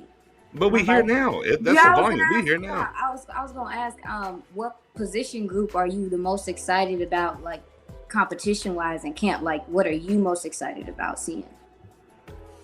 I think most camp battles are going to be like person versus person.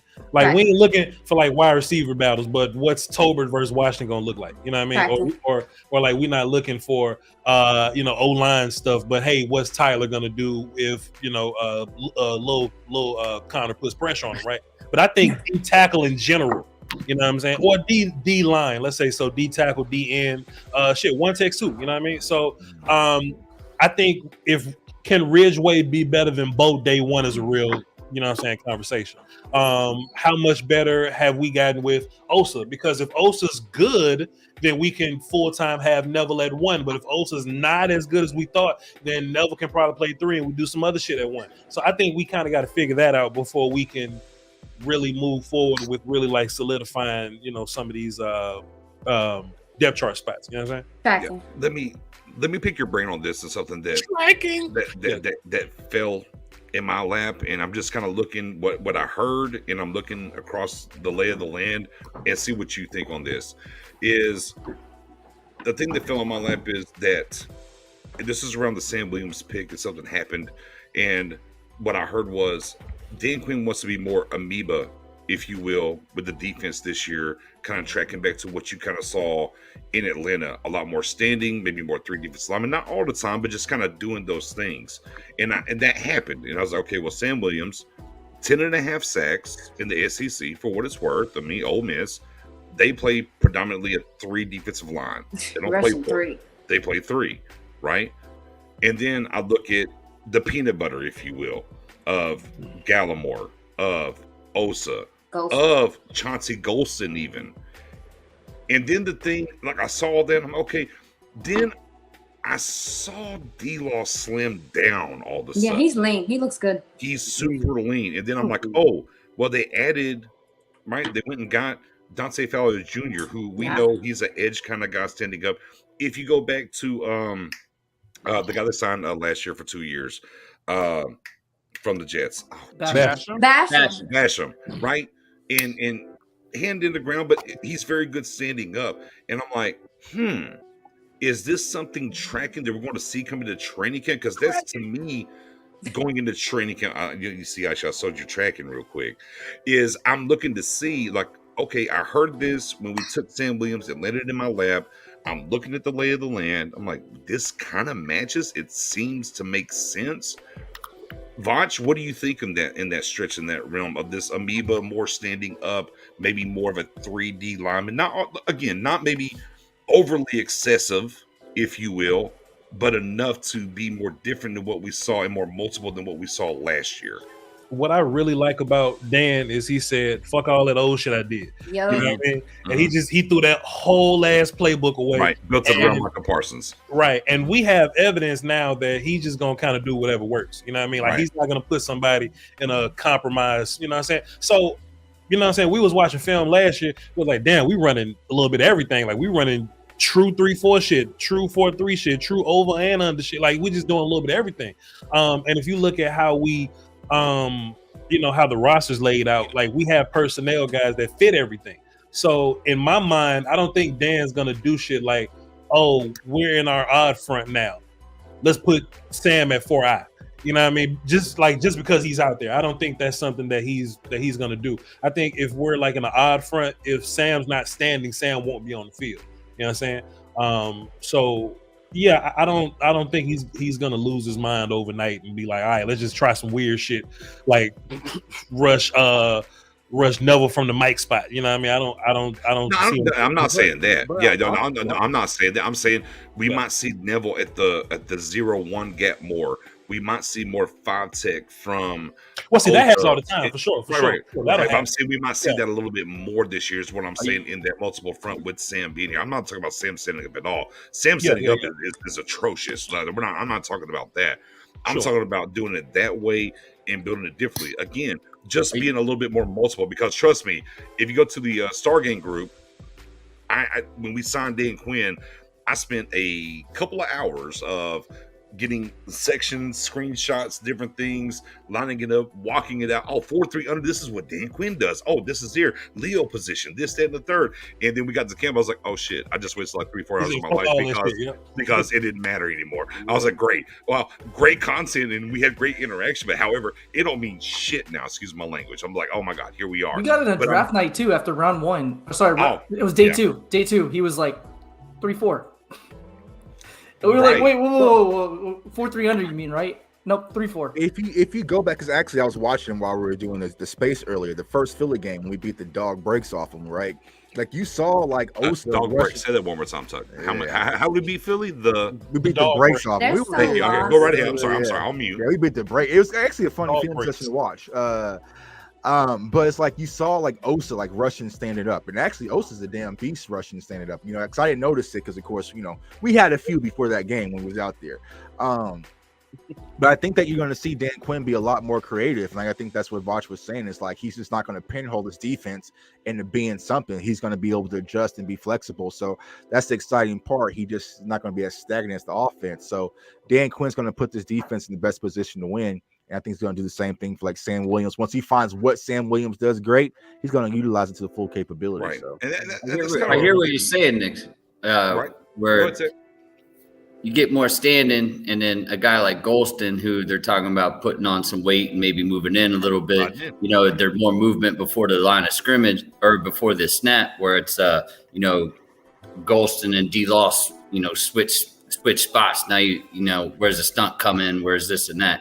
I could see a little bit more of that. And then you got Micah standing up, and now you're confusing people a little bit more. I like where you're going with that. Right. And again, I'm not talking about this drastic change to their fundamental, what they're doing. It's just giving a little bit more multiple look in what they can do. Yeah. And maybe we see it that way. That's more confusion before the snap. Yeah. Right. But it's intriguing. And the greatest thing about that is, as we're sitting here on July 15th, we are 11 days away from camp kicking off, and we really get to see the intriguing and things they're doing. Aisha, jump in there. We were talking about LB and who we thought was gonna be LB2.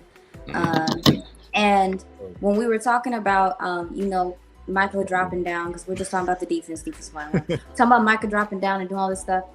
What do y'all think they're gonna do with Marquise Bell, and how does that change what Jaron Curse is able to do outside of the box, maybe more in coverage? You gotta make the team first. Absolutely, but he's making. They love Marquise. They have assignments for him already. They're already he's already with Dan Quinn. So, and listening to Dan Quinn, he said that they're looking at using him I think that was Mike McCarthy. They both said it. They're looking at using him more like Jaron Curse. I got you. And Jaron Curse to me is Mr. Everywhere. So I'm like, if you have a second Jaron Curse on the how do you think they're going to use them, maybe together on the field together or separate? Yeah, I think, and I'll say this real quick. We actually, me, Professor O, Spoonie, talked about this Wednesday night. Mm-hmm. I said it there. I'll co-sign it again here.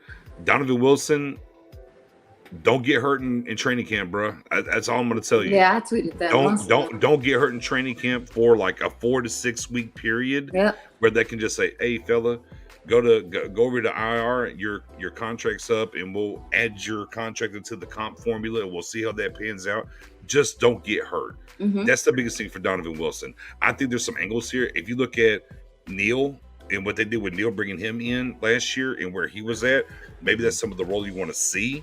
Maybe Donovan Wilson can maybe be able to do that. But in general, when it comes to Donovan Wilson, don't get hurt. And it's not really just about Bell. I want to see Izzy Mukambu. I'm excited to see his growth and the length and everything from last year to this year. But that's just kind of where I am in general when it comes to that safety position. What do you guys think? How disappointing was Neil? I try to listen. I try to be. I was fair excited about when he got Neil. signed. I try to be fair about it because That's fair. That's fair. But that's fair on Neil. But Neil's gone off this roster. Let's stick to the. Well, let's question, though, talk here. about that. So who gets those reps? Yeah, we With those Neil reps. You're right. Coxwood. Jabril Right. Cox. I thought Jabril. Right. So Jabril Cox gets those reps, and LVE keeps his. Right. Barnacles. What you think? You did there, Box- Tim. Jay he thinks that LVE is going to be on the field more than what people think. What you think? Jay taking all the reps, man. That Van Der Esch is going to be on the field more than everybody else, or just more than normal, or just. He's I think he's going to be as pretty much same as last year. Yeah, I agree. Same as I been agree with doing. that. Again, I thought. Look, there was a point during the season my LV's gone, and then once we got to like last 6-5 games, I'm like, Yeah, more. BT keep him clean. And Aisha, you was in the space that I was like, hey, I'm gonna tell y'all now, spoiler alert, they're gonna sign him for a 1-year deal. Aisha. Yeah, I was them like, yo, DTs will he's help him coming keep him back. clean. He was looking a little better out there, not having to get off, not getting climbed on Right. But I mean, again, but it's a great question though. by guards. Sam, what do you think? Yeah. With respect to LVE or Donovan Wilson? Go back to the Donovan Wilson stuff. Her initial question. I was acting about Bell. Marquise Bell. I She was was talking acting about Bell, right? Yeah, well, I like Bell and I like the explosiveness, but like I don't know. I'm a big fan of Donovan Wilson. Like I was really expecting or hoping that he would build on his second, or was it maybe his third year, whatever. Like he had built his breakout year last year, but he didn't. Obviously, he got hurt, kind of like the Knicks is implying. So his style lends itself to getting hurt. Like he's very, like it's almost like haphazard. So like it's not even that like I'm wishing it or like I'm not wishing it. It's a probability it's going to happen this year. So I don't know if Bell is at the point where like almost to what Jay Tuck was talking about. Like I'm a little scared that people were like playing him up to like get us invested. You know what I mean? Like he obviously has 4.3 or 4.4 speed, whatever have you. I just need to see him actually in like actual like practice and see what he's like there before I'm saying okay he can be like the new Kurtz, because Kurtz is a really good player. And we had the last safety before him, so but we didn't think anything about J-Ron Kurtz last year. We thought he was just a body last year. This time, no, he so could that's be. What I'm saying. He very much could be. I'm just very wary of people hyping up Cowboys players for the sake of hyping up players at this point in the offseason. So, like, I hope he's great. I just don't. We don't really have enough evidence right now. Right. Now, I was the person who hyped him up in the draft. Because I was drafted. Real quick. I want to go around the board. We got 2 questions, and then we're gonna get up out of here. We're gonna rock for where we've been on for 1 hour and 30. 2 hours is what we try to keep it to and get up out of here. If we go a little bit overtime, we might. But here it is. Marquise Bell from Aisha's question, reiterated for the board, and we'll spin it around the board. Your question for Marquise Bell was what? I just wanted to know in what ways do you guys think he's going to be used? Okay. Do you think they're going to have him on the field with J-Ron Kurtz together, or could you see him, like you guys were just talking about, taking a Donovan Wilson's just taking his role? Like, Gotcha. Okay. All right. Oh, what do you think? Yeah, I'll be quick because I know we have a lot of people that want to talk. So we play. No. It's a great question. We play a lot of big nickel. Big nickel. You're gonna have 3 safeties on the field. You're gonna see situations where Kurtz is not lined up as a safety, where he's lined up as a linebacker. So he could potentially take his safety spot in those reps. He could take a linebacker or safety spot when you're in big nickel, because sometimes Kurtz will be lined up in the slot as your nickel back on the formation. So there's going to be opportunities there, and then there's going to be sometimes it gets a breather. Kind of tying that back into the Wilson thing. For Wilson, he's going to need to show value that he can play free safety. He's been a guy throughout the course of his career. In college, he played free safety and strong safety. And in the NFL, so far, his niche has been at strong safety. We have a lot of strong safeties on the roster. We have Mukwamu, who's playing free safety, but we don't really have a long list of guys we think can be Hooker's backup. So for Wilson, I think where he needs to show his value is that I can play both slots. I'm your swing safety that can play either spot in a pinch or in a long term, depending on what you need me to be. So if he's going to be on the roster in 2023, I think he's going to have to show value this year that he can play free safety. I don't know that he can. We'll have to see, but that's kind of tying that one back together. But yeah, for Bell, I think he's going to see reps. I don't know. The Cowboys historically have slow played rookies unless they're a top, first round pick, or they have to because of injury. So That's I think not he's true. a guy. No, recent history, yes. Osa? Yes, I'm just saying. Because of injury. This staff has been because of different. injury. Yeah, because Osa was because of injury. But we saw that with, like, Bossman. Obviously, there wasn't really a spot for him immediately. And then Diggs the year before, Diggs didn't start week 1. Diggs was kind of brought in as the season, went on. So I got you. As injuries take place, they're going to bring them in and get them reps. So I do think the Cowboys are planning on having a role for Bell. I would tell Cowboys fans, temper your expectations for the first 3 or 4 weeks, maybe even the first 6 weeks. You may not see a lot of Bell, but as the season goes on, I do think you'll see Bell take a more and more of a snap share as the season goes on. So that's my thoughts. Thank you. Tuck on Bell. Yeah, I agree with. I like Bell, what he brings. I think he is the insurance policy for J-Ron Curse, just not for the season. So I think he'll start off as a special teams guy, and then he'll kind of work his way in. But brought up a good point, because you look at the free safety position specifically after we moved on from KZ. We got Malik Hooker, but Malik Hooker hasn't had the best bill of health, throughout his career. So if something was to happen with Malik Hooker, who steps in and fills that free safety mode? And I just don't think that Donovan Wilson is that deep safety guy that you can plug back there. So it's going to be interesting to see how the Cowboys address that. Will they bring in somebody to be more of a quote unquote free safety? Because I think we have a lot of guys in house at that safety position that does the same thing. So, hey, spoiler alert, Tuck. You didn't watch Wednesday's show. Me, Spoonie, and O all co-signed Malik Hooker, number 2 on this team in interceptions next year. Barnacles. I was there. Number two. Behind Diggs, he'll be number 2. Right. So that would have been 3 or more interceptions. So we're not saying who would you pick? Who would you pick over him, Tuck? Yeah, I'm trying to think. I don't think it's going to be AB or J. Lou. So I think that makes sense. Yeah, I think the biggest thing and what we kind of talked about was this when it comes to Hooker. The Cowboys signed him after KZ, obviously because of the injury, right? And they allowed him. And the one thing about this coaching staff, when it comes to injuries, we saw it with D-Law, we saw it with Gallup, even though he did come back and get hurt. We saw it with Odigizua. I'm sorry, Gallimore. Yeah.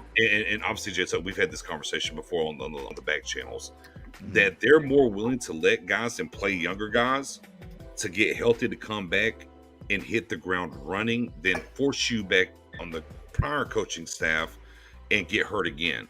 They're very vigilant in that way, is the one thing that we've learned. Well, who would be that for Hooker though? Like Donovan Wilson?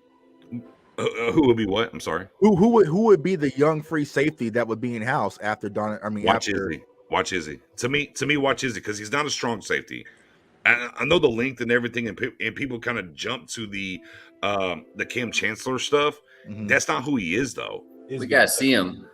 He's a free guy. He's not a strong. He's a free guy, in my opinion. But we got to watch him walk through the door still. I definitely agree there. Right, year. But I mean, that's again. Hey, Tuck, we're talking about camp battles now. It's not a battle. It's a battle. Battle for what? Battle. It's not a battle. It's not a battle. We just don't know. Either way, not compared to last year. It's open season. I'm going to keep this on track. All right, Nick. I got. Go ahead, Tex. We're talking about Bell. Go ahead. I'm going to get out of here. We got 2 questions and we're gone.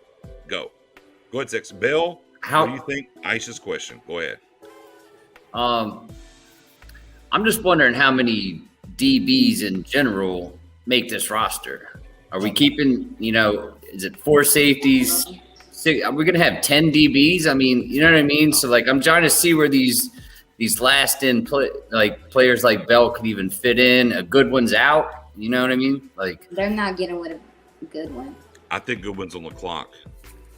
For who? Who's replacing them? We've talked about it in this space, and you really like Nashawn Wright and things like that. But I do think these are the last of the roster bubble guys that and we're anointing Bell as making the roster. I think I think Coyle can put Goodwin on the clock. We'll have to wait and see. But I'm just saying. Do you think Nashawn Wright is on the bubble? Because the Cowboys have brought in a lot of lengthy sized corners. Sure. Agreed. Bland, Now Mosley. we're talking about Izzy. We're talking about, you know what I mean? We'll say on Sam. Look, I'm gonna get Sam, Cole, and Vosh. Let's say here we'll get. I know. I'm gonna try to get us out here in a timely fashion as we got a lot of people up here. That ain't your style, though, Nick. That ain't your style, man. You want to keep us to that's what I'm saying. No, look. I'll be willing to say, look, man. It's a new. Hold on, Vosh. It's a new. Look, I've turned a new leaf over. I'm trying not to. Here's what I've done, Vosh. In case for those that haven't understood this, I've changed it. Look, instead of being one spot for 6 hours, I do an hour and a half on space. Who are you and what has you done with Nick? Hold on. Then I come you over ain't Charles here. Barkley. You a woman that looks like him. Yeah. We did a draft show. We did a draft show here. that ended at 4 a.m. Eastern time. I was like, man, I'm falling asleep. Like, I gotta go. They kept going. They kept going after I dropped off. Nick gets back on the space, and we love it. Look, new year, new me. So instead of being in one spot for 6 hours, I'm like, look, how can I make it work for everybody? So I'll do an hour and a half, 2 hours on the space. Then I'll jump over here, rock 2 or 2.5 hours on the YouTube, and then I'll go back to a space after this. So I'm breaking down the brick, if you will, in 3 different ways is what I'm doing. Is all I'm saying. That's all I'm saying. Because I'm just saying. I'm just saying because if I sit here and start this thing at 7:30 and currently it's 11:13, y'all be looking at me like y'all be in the private chat like, Nix, I gotta go. Nix, what are you doing? I'm trying to be better. I just leave. Come on, I'm a Vosh, I'm a peacock. Vosh, I'm a peacock. Let me fly. My guy Sam though, Bell. We got 2. Look now. Y'all want to keep BS and moving around all these things. I got 2 questions, Berging, and I got another question from I forgot who it was from. I got 2 questions. With that said, Sam, go ahead and tell us how you feel about Bell. Yeah. See, there we go. Thank you. Oh, yeah, so it's a Sam, combination of the two. Basically, like I feel as though it was Hooker and with Wilson. It's like you got to anticipate that like between the two of them, one of them is going to there's going to be some time missed between the two of them, and and we play big nickel as I think it's some people saying as our base package anyway. So I really feel as though there's enough reps for everyone, and in fact we need another safety, another quality safety, because we just you got to plan for injuries. You know they're going to happen. You hope that they don't. Especially with those 2 guys. I think I would rather us be in a place where we have an extra safety, and we're just at the end of the season okay, well, we got this guy, we didn't really use him too much, rather than being in a situation where we're playing someone who we don't want to be there, but we don't have any choice because we didn't really prepare for it. So, I think Bell's going to get some reps, and I think we need one more quality guy behind him. It may be Izzy, but we just don't know yet. I just want to piggyback off that real quick too. With the 17th game, a basketball term, load management comes into play now for NFL teams. They have to be smarter than ever in history on how I utilize my players. When I typically would have let this guy play 90% of the snaps, I probably need to let him play 82% of the snaps, because I need to be mindful that the more he's out there, the more he's going to wear down through the course of the season, and the higher risk of injuries there are from him trying to play through things. So teams are smarter now than ever before because they have to be. It's a new NFL with the 17-game season. So I think we'll continue to see that as the course of the season goes on. But yeah, you're right. You where before you'd say we have 2 safeties, we're good. Now you're like, who's our 3rd and 4th safety? Because we're going to have to utilize them. So good point. Veteran day after the bye. Yeah. Look, as my guy TC said last Friday, we were on till 3 a.m. Eastern. I am going to run a space after this because I'm a glutton for punishment. It is what it is. I woke up at look. I didn't wake up at 4 a.m. like Tuck, but I did wake up at 8 a.m. and I got a workout in. Tuck, you'll be proud of me. I did get a workout in, and then I went to my shop. I worked till 6. Well, about 6:20. Came home. I've been rocking since 7:30. I'm still going to run it. I'm going to go to the gym tomorrow too, Tuck. I got you. Look, now it's a race between me, Tuck, and Vaj now here. Well, the race. Yeah, I know. I know. So with that said, Cole, how you feeling about Marquise Bell? Somebody untest me, man. But again, back to Bell. Colts, Cowboy, Bell. Aisha's question. We got 2 more questions. Go ahead, Bell. Oh yeah, y'all know I'm a big I'm a Bell fan, so I'm all in for him. As far as like keeping keeping our DB room heavy, I'm all for it. I do have a question though. I'm sorry. Ask another question. We got to finish this. Cole. Okay. Cole, now, Cole trying to make us a 6-hour club. See, that ain't me. That's on Cole now. Y'all leave me out of it. Nah, man. Hey, y'all know I love my sleep, man. So we ain't going 6 hours. I got you one time for about 4.5, though. But I ain't get you for a full 5 or 6. But I got you about 4.5 one time. Fair. Vach, on Bell, your thoughts? I think Bell makes the team. Like Mike has name dropped him. Oh, Shamarquis Bell, we love him. You know what I mean? Dan is name dropped. You know what I mean? So I'm sure Bones has name dropped him. We just don't hear from him as much. So I think he'll make the team, but I don't think he starts this year. I think Donovan's gonna have to be the swing safety dude, and that's kind of cool because like KZ was an injury guy and Hooker is an injury guy. So we play all right, if one of y'all get hurt, we'll just lean on the other and they just balance each other out. So Donovan has been hurt guy and Hooker is hurt guy. So I think they'll just kind of do that or whatever. But even though Donovan can do linebacker box safety things like J-Ron, he'll just be a JJ Wilcox type free dude, just a hard hitting ass free dude that can hopefully hold it down until Malik gets back though. But I don't see him playing this year. I don't see Izzy. You know what I'm saying? Tyler Coyle may be a dude that got a sponsor in there, but it just depends on who's going to be the best on kickoff and punt return and shit like that. And I think Marquise Bell built for that year one. So I think he'll be around, but it's going to be more the Donovan Wilson show, in my personal opinion. Right. Do you guys think that Donovan? But I agree. This is a PS5 control. I just got it through the computer. You got a PS5? No, here's the thing. No. PC. You must, yeah. Neither here nor there on that. We're not getting into that console battle. We're not going to do that tonight. Check him out on Twitch. He has a Twitch station. So that part. But on the backside, I'm not running. I got both consoles here. I am a Sony guy though. You know what I mean? I'm sorry. If you like Madden, you shouldn't. I don't. The Xbox. I don't like new Madden, but I am a Sony guy. But go ahead. Fair enough. Fair enough.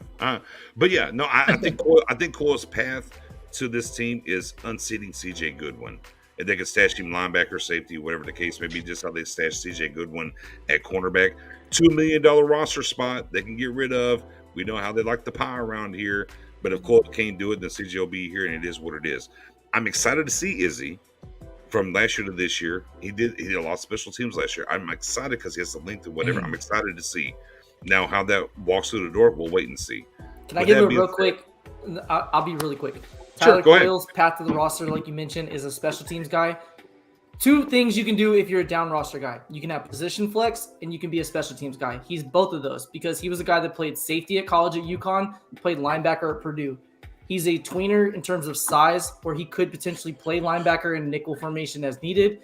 He's a 4-3 guy, so he's a traits guy, a special teams player, and he's a position flex guy. So he has three different things right there that do bode well for him potentially unseating Goodwin, and he's half the price in terms of salary. So we know that matters. So that's four. That's four, actually. Not saying he will make it, but he has four things in his favor. Right. So he's a guy that people are kind of dismissing because of Bell. Yep. I don't think Bell impacts his spot at the roster anyways, because if he's making the roster, it has nothing to do with Bell. Yeah, that's agreed. Because his path is much different than Bell's. Right. I agree completely. Bergane says, of course, from Eagles land, will Lamb take the lead? Look, all caps, he's yelling and stuff, just like a typical, Eagles fan. It's got to be all caps, yelling. That's my favorite question, man. Yeah. Because they worried about it. Yeah, will Lamb take the lead to super? They worried about it. And here's the thing. Superstardom. Somebody let me know what superstardom. What are we talking about? But or step back now that Coop's gone. Superstardom. Is AJ Brown going to take a step to superstardom? Because he's not a superstardom guy. If y'all want to, if we were just keep it a buck here. Mess. Superstardom would mean you would have to be eligible for the Madden cover or something. You know what I'm saying? That's Micah. Yeah. Micah's the superstar. Yeah, Lamb is wide receiver one. Real quick on the Eagles, who's a superstardom guy on the Eagles currently? Anybody? I think they do that because Who is the face of the Eagles, though? I don't know. I think they do that just because I just want the they- guy. Oh, here comes Georgia. Here comes Georgia. See, this how they get you because they come over here and they say something cowboy and they make us say something. Then they go, "Oh, they can't keep our name out their mouth. They won't talk about the Eagles. Look at them talking about." Just ignore the question. Just ignore the question. No, but see, I like it because he's on the Cowboys cast, and that's the question. They always on the Cowboys cast. Oh, you're not wrong. You're not wrong. That you're not wrong. I think shout out to Goggenberg game. But I just think it's an interesting question about superstardom with a guy tied to Lamb, because we can name would you say Tuck Parsons, or we can talk about Dak, or whatever the case may be. Neither here nor there. Neither here nor there. I think about the Eagles. I'm like, superstardom guy. I don't know. Fletcher Cox is old. Tupac had a bar, something about Flabby Sig getting knocked out. I mean, there's a boxer, whatever. I mean, y'all know the line. I don't know. I'm just saying. Bird game. What stats get him to superstardom? But to his question though, the moment we drafted him. 18. But to his question, I'll change it a little bit. Lamb going from where he's currently been to the number, there's all these different things about Lamb. True number one, even with the Cowboys, I should forget, like Eagles fans, like, oh, well, no matter what he's done, he's going to be the number one, blah, blah, blah. All these different things that have happened. When it comes to that, Lamb this year, I'll pivot it in this question. I'm gonna change it. Lamb, the next step for y'all means what? What do y'all think? And obviously, I'm gonna go reverse order. Vonch was last. I'm letting him be first, and I'll swing it around. Lamb for you this year, superstardom, or what do you expect from him? I mean, Lamb just got to be him. I think long as you got 4 and 4 is healthy, 4 is good enough to, do what he do. Long as the talent is competent. So I don't even want there to be this thing that Lamb got to be the next Coop. Exactly. If Lamb just do him, and Gallup just do him, and Tolbert and Washington just do him, Schultz do him, we'd be good to go. It ain't got to be a push and pull of, what we gonna do with this 800 yards. It'll just organically go to whoever the hell it go to. And as long as 4 is the guy, 4 will get the ball where it need to go. I mean, at the end of the day, I just got the official but Knicks. Miles Sanders said they were awesome. Yo, look, I'm not gonna lie, man. I'm not gonna lie. I don't really care about the Miles Sanders quote, but when he said it, I couldn't help but to think of who said Vince Young? Yeah. No, man, we got that dream team. I'm the backup quarterback on the dream team. Hey, you know what they did? Until their credit in the locker room, they tried to walk it back real quick. So no, it's out here now. Like, social media is way different. It's out there now. Right. So good luck. But I'll spin it around. Tex, Lamb, go ahead. What do you want from him this year? Well, I've been consistently saying, I think, around 1350, 9 touchdowns in the space. And we've been sitting here and everybody's been complaining about Cooper being gone and this and that. If I'm not mistaken, didn't Lamb already have more yards than Cooper had in all of his years here last year? Cooper. Around 1125, 1150. Mm-hmm.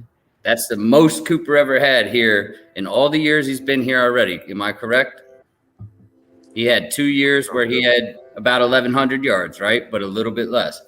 So what are we even talking about? If you already had Lamb being the number 1 receiver before Cooper left, yes, they targeted him less than Lamb, but they already transitioned him. So why are we really worried about it like that? He's gonna get more targets. He's gonna get more yards. Not having a Cooper there, yes. But Schultz is gonna pick up a little bit. Pollard might pick up a little bit. This and that. So why are we sitting? My personal. I know we've been talking about it since February. How they don't use them enough. They don't use them. Let's hope they do. But I'm just saying, when we're talking about Lamb, yes. He's going to take a step forward. Okay. He's going to get more shares of it. Got it. He's a wide range body catcher. He doesn't have to be as precise with his route running or his catch radius. Like Cooper had to be very on time. Gotcha. Lamb will go get it more. So I just think we're gonna see a little bit more out of him. And yeah, I mean, superstardom. I mean, what does that mean? Right. Now you got the star. You're a superstar anyways, right? We ain't gonna even get into all that. It is what it is. Coast Cowboy, Lamb, the step forward here in year 3. Yeah, I see him making a big step. Outbreak season. I mean, are you going to go? I mean, our guy Spoonie said 1,500 plus. Are you 1,500 plus guy or not? I'm leaning towards you. I give him like 1,250. You know. Okay. All right. You know. Yeah. Fair enough. All right. Sam, Lamb this year. To take that quote unquote step. What do you like? Like 1,200. I would say the only thing, like, I was listening to someone earlier, and they were saying how basically, like, 6 of Dak's interceptions came from throwing those of the mod. Go ahead. I'm sorry, Sam. No, yeah, six of Dak's interceptions came from throwing towards Lamb, and he kind of fell off. I wasn't sure, like, after the Patriots game, I wasn't sure if it's a concussion or whatever happened, but like they have to, I think, work on some things like over the course of the offseason. But I'm pretty hopeful, so I'm figuring like Coop's highest year was like 1190, something like that. So I think Lamb gets 1,200.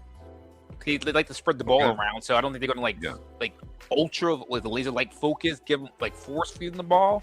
But 1,200 is doable. Yeah. Look. Well, I'll wait. Aisha, go ahead. I think I agree with you guys. I think he's going to take the step forward. I think he already kind of has. And I'm ready for teams to know he's getting the ball on a play, and there's nothing they can do about it. 10-4. I like it. Tuck. Shit, year 3.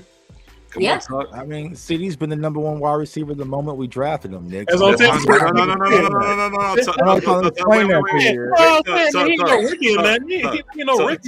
Hey, Tuck, stop lying. Because you lost the bet on that year. That's because Dak broke his leg, man. Dak broke his leg. That sounds good, but you lost. But you lost. You tried to run it back on me year 2, and I was like, "Nah, fam, I ain't taking that year 2." It's up I know. Man. So, I don't understand a lot of the Cowboys fans' concern when it comes to CeeDee Lamb. I'm not concerned about CeeDee Lamb from a talent aspect. I'm concerned about from a utilization. So if they use him like a number 1 wide receiver, then you could see that superstar. Now, of course, they're not going to give it to him. There'll be something they'll find for CeeDee Lamb why he's not a superstar. But I feel like it's going to come to how to Kellen Moore and Dak Prescott really get him involved into the offense. But as far as his skill set, he can do it all. So, I'm excited for 88. Oh man, I can't wait because I'm gonna tell y'all right now. I'm gonna set you up. I'm gonna soft pitch. I'm gonna very high lob this for you so you can just go ahead and knock it out of the park. This past week, if y'all don't know, y'all got a chance to talk to O has been sharing all kinds of things. Lamb going into, and look, in case y'all don't know, maybe a little backtrack. Let me set up this way. Don't let the smooth taste fool you. O was a wide receiver in college. Okay, let me be clear here real quick. O understands the position. O understands the wide receiver position first and foremost. He understands the ins, the outs, the whole. Oh yeah, you already know. Sam, wake up, Sam. Sam, we're gonna get out of here soon, Sam. But Sam, come on here. Sam, be clear. Look, Sam, you came on and you slide on with your guy Nick. You might be here for a while. Be ready. But my guy O has been singing some. Oh, go ahead. Yeah. So when I hear, is he going to be in superstardom? Again, definitions matter here. I'm thinking you mean, is he a true top 10 wide receiver in the NFL? So with that said, last year, the difference in Lamb being a top 10 receiver is 6 yards a game.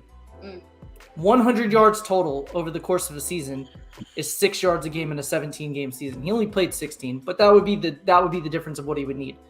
He averaged 9.2 yards per target.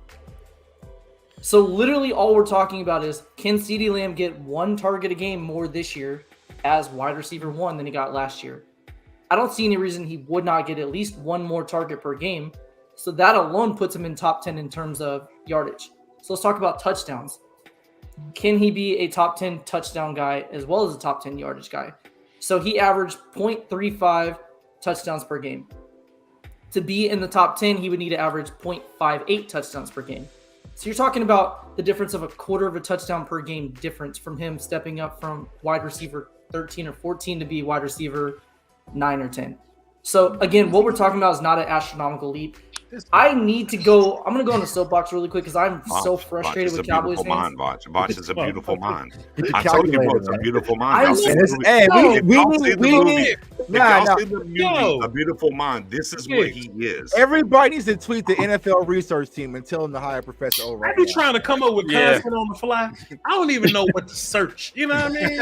I wouldn't even think how much it take average per play yards to go from 14, and I wouldn't even think to do the math. Bosch an Excel sheet, man. He's an Excel sheet.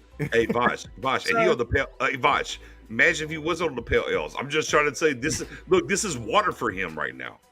God damn, Carl. I need to go on the soapbox really quick because I am so sick of this. When people are talking about shit, go ahead. What else? Oh yeah, hold on. Go ahead. 325. I need to grab a beer for number this. one cornerback coverage. They say CeeDee Lamb's going to cover CB1s. Okay, let's talk about that for a second because last year Jalen Ramsey, who the NFL executives on that ESPN list from Jeremy Fowler said was the number one cornerback in the league, only shadowed receivers 44% of the time. So less than half of the snaps, Jalen Ramsey, the number one cornerback in the NFL, is shadowing a receiver. It's a zone-heavy league. They're not playing man coverage. Dang. So this idea that cornerbacks are going to man up on your wide receiver one and follow him across the field the entirety of the game is just completely false. It could not be any further from the truth. Dang. So when you have a wide receiver like Lamb, Gallup, Tolbert, Washington, whoever, they are going to be covered by a cornerback one throughout the course of the game at some point. And the fact that the cornerbacks lined up on them doesn't really matter because the league's playing zone over 50% of the snaps. So it doesn't matter if Ramsey lines up on him or the safety lines up on him. It's going to be a zone coverage, so there's going to be some sort of bracket. So let's talk about man coverage and double coverage rate because that's an important thing too because Lamb's never had to face cornerback one. Well, most teams, real quick on that, your cornerback two is the one who's getting safety help, not your cornerback one if you're in man coverage. If all things are equal, they're going to let your cornerback one man up on the wide receiver one, and they're going to let cornerback two get safety help to help them out because you don't want to have to waste two resources covering one player if possible. So back to the man coverage, double coverage situation. So last year, Devontae Adams led the league in double coverage at 11.9% of his snaps. CeeDee Lamb, how far of a difference was he from that? He was like 9.7, I believe is what the number is. So less than 2% difference, roughly, give or take, is where CeeDee Lamb was versus the best receiver in the league, according to a lot of people. So how about Cooper Kupp? Cooper Kupp drew bracket coverage or help coverage on about 33% of his snaps. So about a third of the snaps, he's getting some type of help from a linebacker or safety standpoint on Cooper Kupp, who led the league in yardage, led the league in targets, led the league in receptions. So the fact that he's getting help, you're thinking, well, of course they're doing that. But you also need to know he also had a slot share rate over 50%, meaning over 50% of his snaps he lined up in the slot. When you're in the slot, you're going to get linebacker help. You're going to get safety help because of where you're lined up on the field. So that's kind of a given. So it drives me crazy that Cowboys fans who have CeeDee Lamb and have seen growth from year after year are doubting this man. Like, come on. I was a wide receiver. I played in college, not at a high level, but I did play at JUCO. I played semi-pro, and I could tell you firsthand, even though I was a baller back in my day, I never had cornerbacks follow me. And I didn't look at it as like it was a discredit to who I was or what I could do. It was just simply that's how defenses play because they have to look at it from their own strategic standpoint, saying, if I have my cornerback one follow this guy, how does that expose the rest of my defense? And fans, for whatever reason, think CeeDee Lamb has never had a single snap against Darius Slay, never had a single snap against Jalen Ramsey, never had a single snap against anybody. Watch the film. Look at the stats. It's free. You can look it up online. If you don't know, DM me. I would be more than happy to show you where to look. I promise you, I will give you the links. You can look it up for yourself. You don't have to believe me. You can Google it, but if you need help, I will help you out with that because that's how adamant I am to show you It's a fact. I'm not throwing a hot take. I'm not giving you opinion. It's just reality. So sick, that's man. my soapbox. Yes, CeeDee Lamb will be a top 10 receiver. Yes. But Professor O, Amari Cooper got all the double coverage. Yeah, I'm waiting on somebody to show me the film on that because I can show you Amari Cooper did get double covered more than CeeDee Lamb, but the difference is less than 1%. So yes, if I think that difference of 1% is going to make a difference for him, no, I don't. So yes, retracting, I believe he can get at least 6 yards a game difference. I believe he can get at least 0.24 touchdowns per game difference, and I think his one target a game will make the difference of him being a top 10 receiver in terms of yardage and touchdowns. So yes, CeeDee Lamb, it will be a top 10 receiver this year. Perfect. Matt, didn't he miss That's a everything game? I've been trying to tell you. Matt, didn't he miss a game too with those stats? And What? go ahead, Aisha, Fargo. Didn't he Go miss a ahead. game? Yeah, he played 16 games. Yeah, Okay, and that's all actually I know. 15 and a half really because he left at half. Right. He got the concussion in the Kansas City game. Yeah. So So he missed a half a game in one. I'm right. off my soapbox. I'm good. Right. I just needed a minute to get it out. No, you're good. No, you're good. I mean, yeah, that was like everybody real quick. Fire emojis. Everybody clap it up. Everybody clap it up. Fire emojis in the chat right now for we actually, the war chants even. Actually, damn it, I don't. Okay, well, I can't find it right now. My shit on the back end. I should have put Professor O's class up here because we do. DM you and I send you the website you need. Master class. Because we do have it. And he's not lying either. The back end on that. As the thing about it is, when you go last and the guy right before you does that, you're like, oh, well, great. Hey, here I am. That's what you get for going last, man. It's okay. Hey, look, it's okay. I'll do that. Look, here's the thing. I'm going to What put numbers you got to back up your argument, sir? Here's the thing. I'm going to put on a brave face. I'm going to put on a brave face, if you will, and I'm going to walk through the door, if you will. I'm gonna do that. Look at Nick. And the thing for me, 2% of wide receivers. Let me know. What is you finished? Is you done? I don't know. I have. How about just bet them wings again? No. Amari Cooper's over the roster no more. I won with Amari Cooper. You didn't. It's over. See, that'll help me pivot to my side because I got the bet on, so I can move forward. I can move forward. But with that being said, we saw, and here's what I'll try to pivot and just be the same. If I get in the parking lot of where the 50-yard line that Professor O was, I'm going to be in the parking lot here, is this. We actually saw it last year, and I've thought about this a lot on the Twitter Spaces and on show. Just look at the targets between the receivers last year, and I'm talking about specifically Cooper and Lamb. And I've said this a ton, that it wasn't about the double teams that was happening. It's about who Dak trusted, period. That's what it really boiled down to. And if you saw that last year, you can see what's coming this year. I've said this a ton. Aikman, look, and everyone gets willy-nilly when I say this. I said Aikman had his guy. He had his guy, right? Michael Irvin, that was his guy. Okay? Romo had his guy. And look, Terrell Owens, sorry, J-Tuck, Terrell Owens wasn't his guy. Des Bryant was his guy. Dak Prescott hasn't had his quote-unquote guy yet. They had to make the trade for Cooper. Is this his last chance? Whose? Dak's? Because if this is three, are you stepping on my toes now? Like I let y'all all go. All right, you talking about? You said Dak hasn't had his guy though. Dak hasn't had his guy. It's not his fault. I'll take that. Oh, actually, JT, I saw your throw to Tuck's like, hey. Hold on, Dak, you got his. You think Dak's had his guy? Yeah. Who? Where? Who? Amari Cooper. Who? No, Cooper was. He was forced a bridge. on, no. Cooper was forced on Dak because the actual decisions in roster building that the Cowboys did forced him to trade a pick to go get Cooper because they're like, oh hell, we effed up. That's what happened. Because they said, well, we drafted Gallup in the 3rd round. We got Cole Beasley. We got Allen Hurns. What's old boy? He was so fast and all these different shits from Buffalo, wherever his name was, wherever the hell he is now. There you go, that guy. Tavon Austin, Bryce Butler. We're good here. Quarterback by committee. We're good here. And then look like ass. So they're like, oh, we got to go get somebody. And they did. Now, here's the thing about Cooper. I do believe this. Cooper did make it allowed Dak to become a better quarterback. I'll never disparage Cooper in that realm.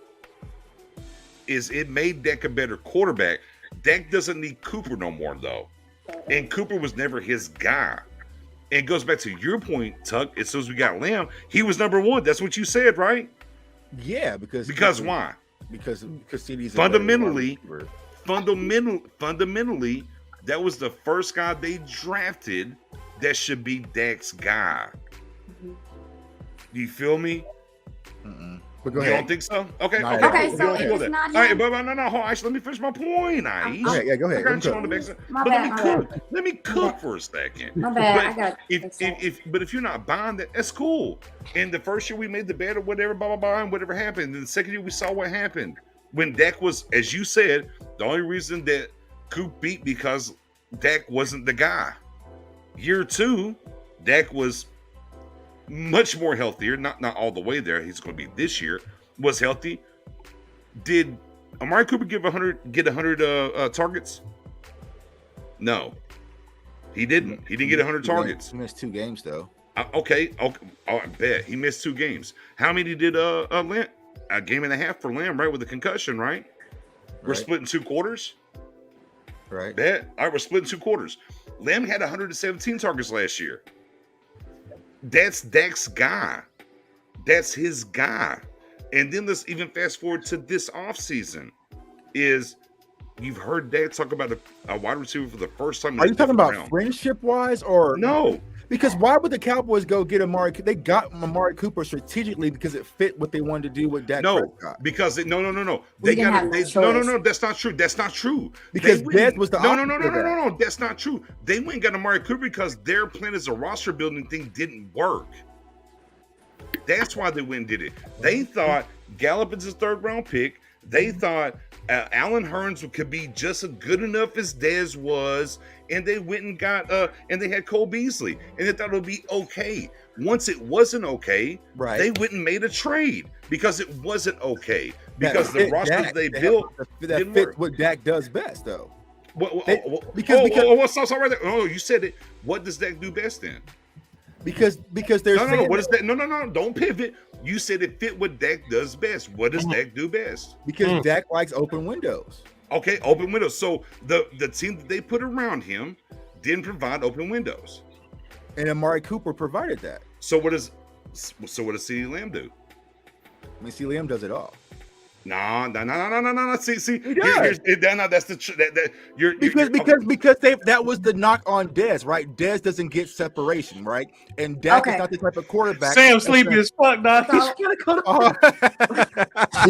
Sam trying to go. Y'all arguing about this shit, man. Let that man go to bed. All right, man. Look, Sam can leave. Sam, if you gotta go to bed, real quick, Sam. We appreciate you. If you tag on with me, it'll be a while. If you gotta bend the corner, sir. It's too late to drink coffee. Let that man go. I'm gonna go at 1 o'clock. I'm gonna sign off. I bet. But again, your argument doesn't counteract, man. because Dak Prescott as a quarterback isn't the same now as he was when they had to go get Amari Cooper. That's factual. And on top of that, just last year, Dak chose Amari less than Lamb. Lamb's his guy. Lamb is the first guy that's his wide receiver. He went through that. Look, and I love Dez. I absolutely love Dez. I'm not tripping on that. But that wasn't his guy. That was Romo's guy. Then why did CeeDee Lamb's targets drop off a cliff the second half of the season when Dak's returned? Well, that was. What are you talking about? He had over 100 targets. Bro, his targets dropped off. His biggest target game was Tampa. Because Cooper was hating. And said, I need more targets. When I think of that's my guy, I think when things hit the fan, you're going to your guy. But that wasn't the case as a with Dak and whole CeeDee Lamb.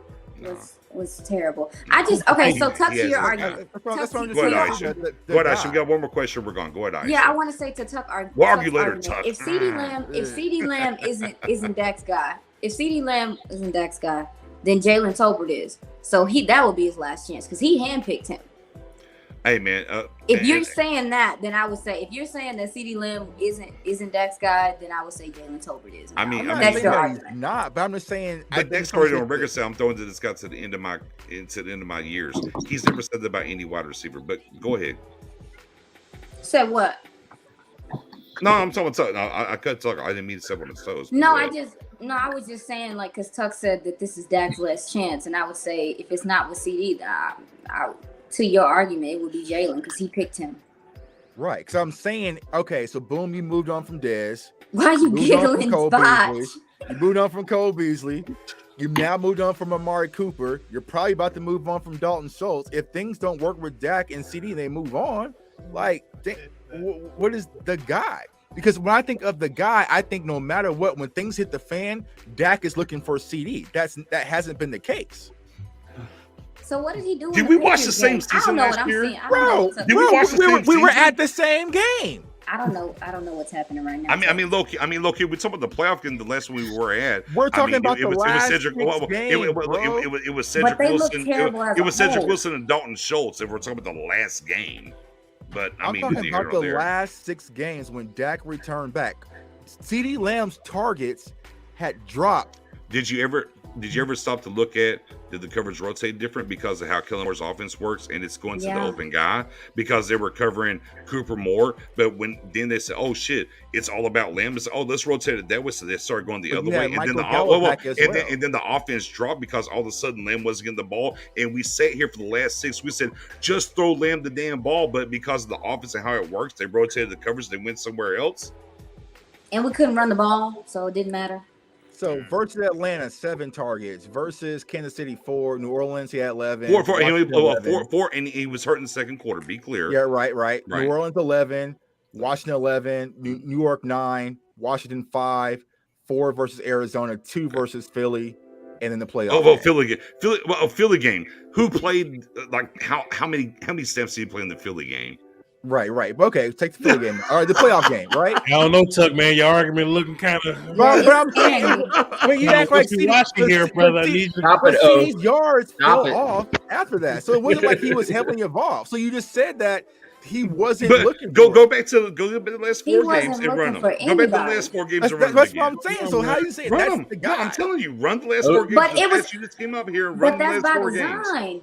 It's how is it by design? The same design was in place. The same infrastructure was in place when Romo was there. Romo had his guy. He's going to Dez. In the thick of things, I'm going to my guy. Kellen Moore wasn't his offensive coordinator. It's coming from the same tree. It's the same mentality. It's not. But it's not. You sound like games on the line, playoffs on the line. You're not going to go to your guy. Now you're flipping now though because the last 4 games you started running those stats and we started. Oh well, yeah, he was hurt here. Oh, this happened. Yeah. Okay. 5 was where? I was pulling out his soapbox. 5 versus Washington. Okay, what was the score in the Washington game? 4 versus Arizona. Okay, Arizona was a bad game in general for everybody. And fair. Then Philly, and then you had the playoff game. Philly doesn't matter because right. Okay, then skip that to the playoff game. But go back to the. But you dropped the KC game. I was like, well, yeah, he got hurt in the second quarter. KC game was 4, so we'll scratch that. He got hurt in the second quarter. Scratch it. New Orleans was how many? Yeah, 11. Washington had 11. Oh, okay. Like where was the big dip down the stretch here that wasn't really like injury related or didn't clips over 100 yards again until after Atlanta. He had 94 versus Atlanta and it dropped off. He had 14, 89, 61, 50, 66, 51, 45. What about the rest of the squad though and the targets and everything else? know. Because Yeah, again, nobody had over 100 targets outside of him. Now name Amari's. I have to get Kamari. I don't like it. Fun times. Hey, name Amari's totals up. Sure, they're less than 100. I mean, you can pull them up all you want to. Yeah, he had 800 and what? It was less than 100 targets. Over 117. 60, something like that.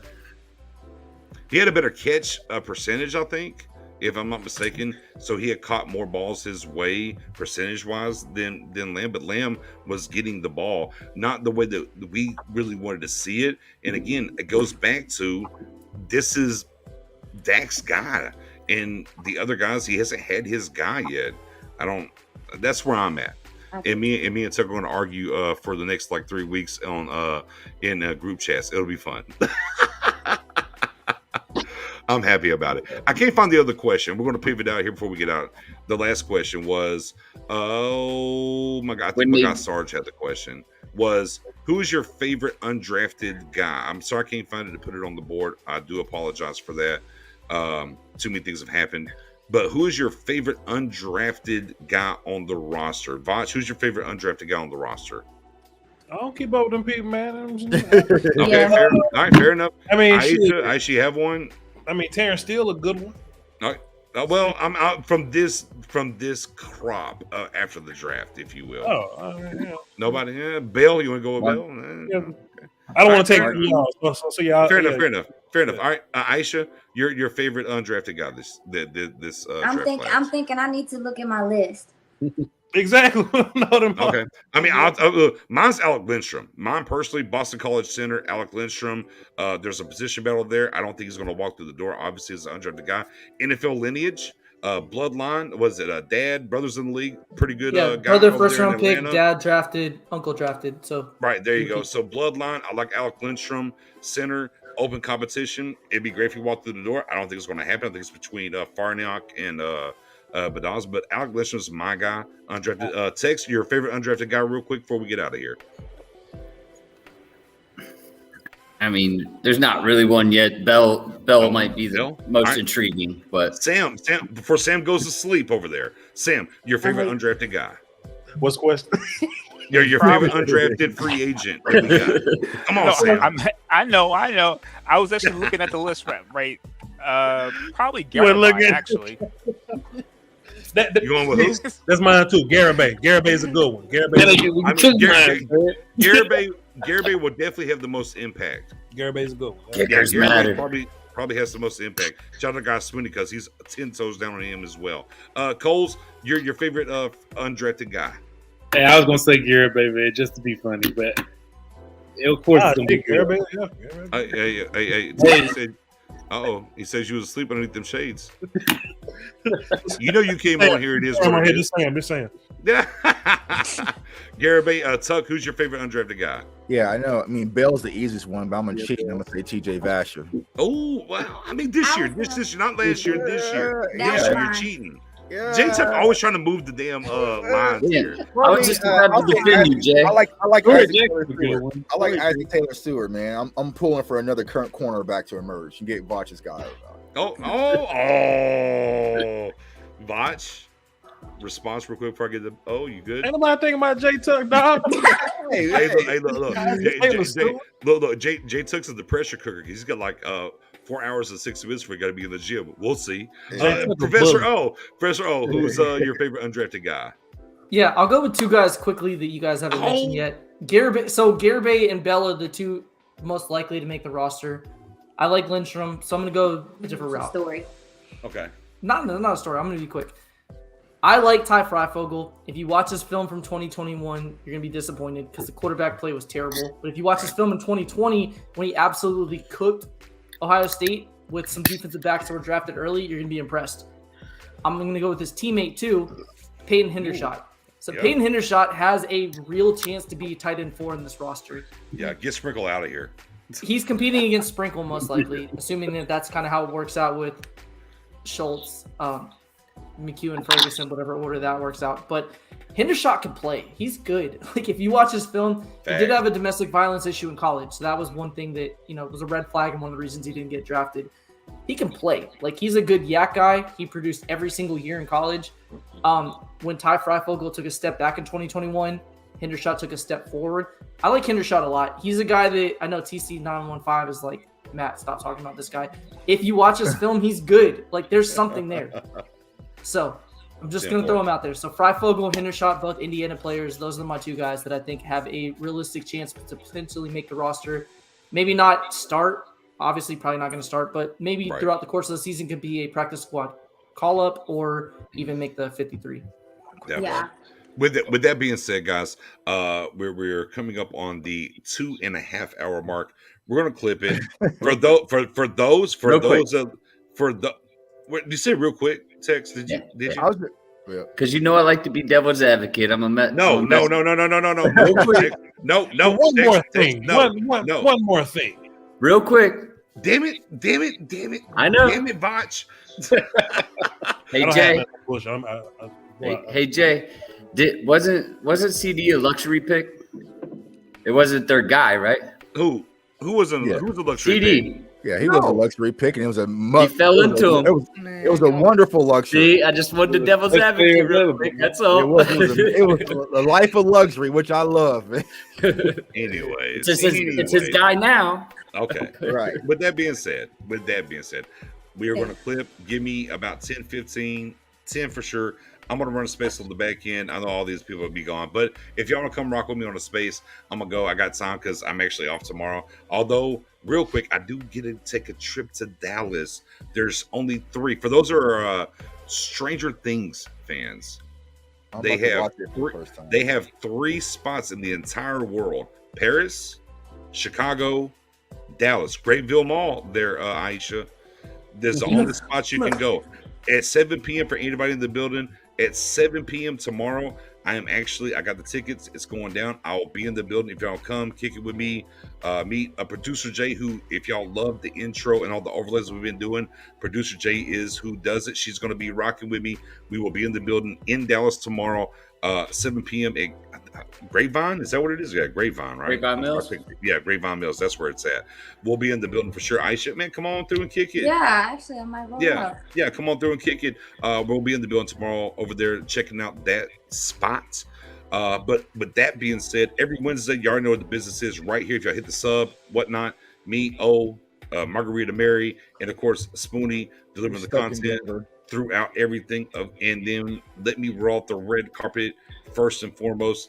Because even outside of what we do here, you got some written content, brother. Go right ahead, sir.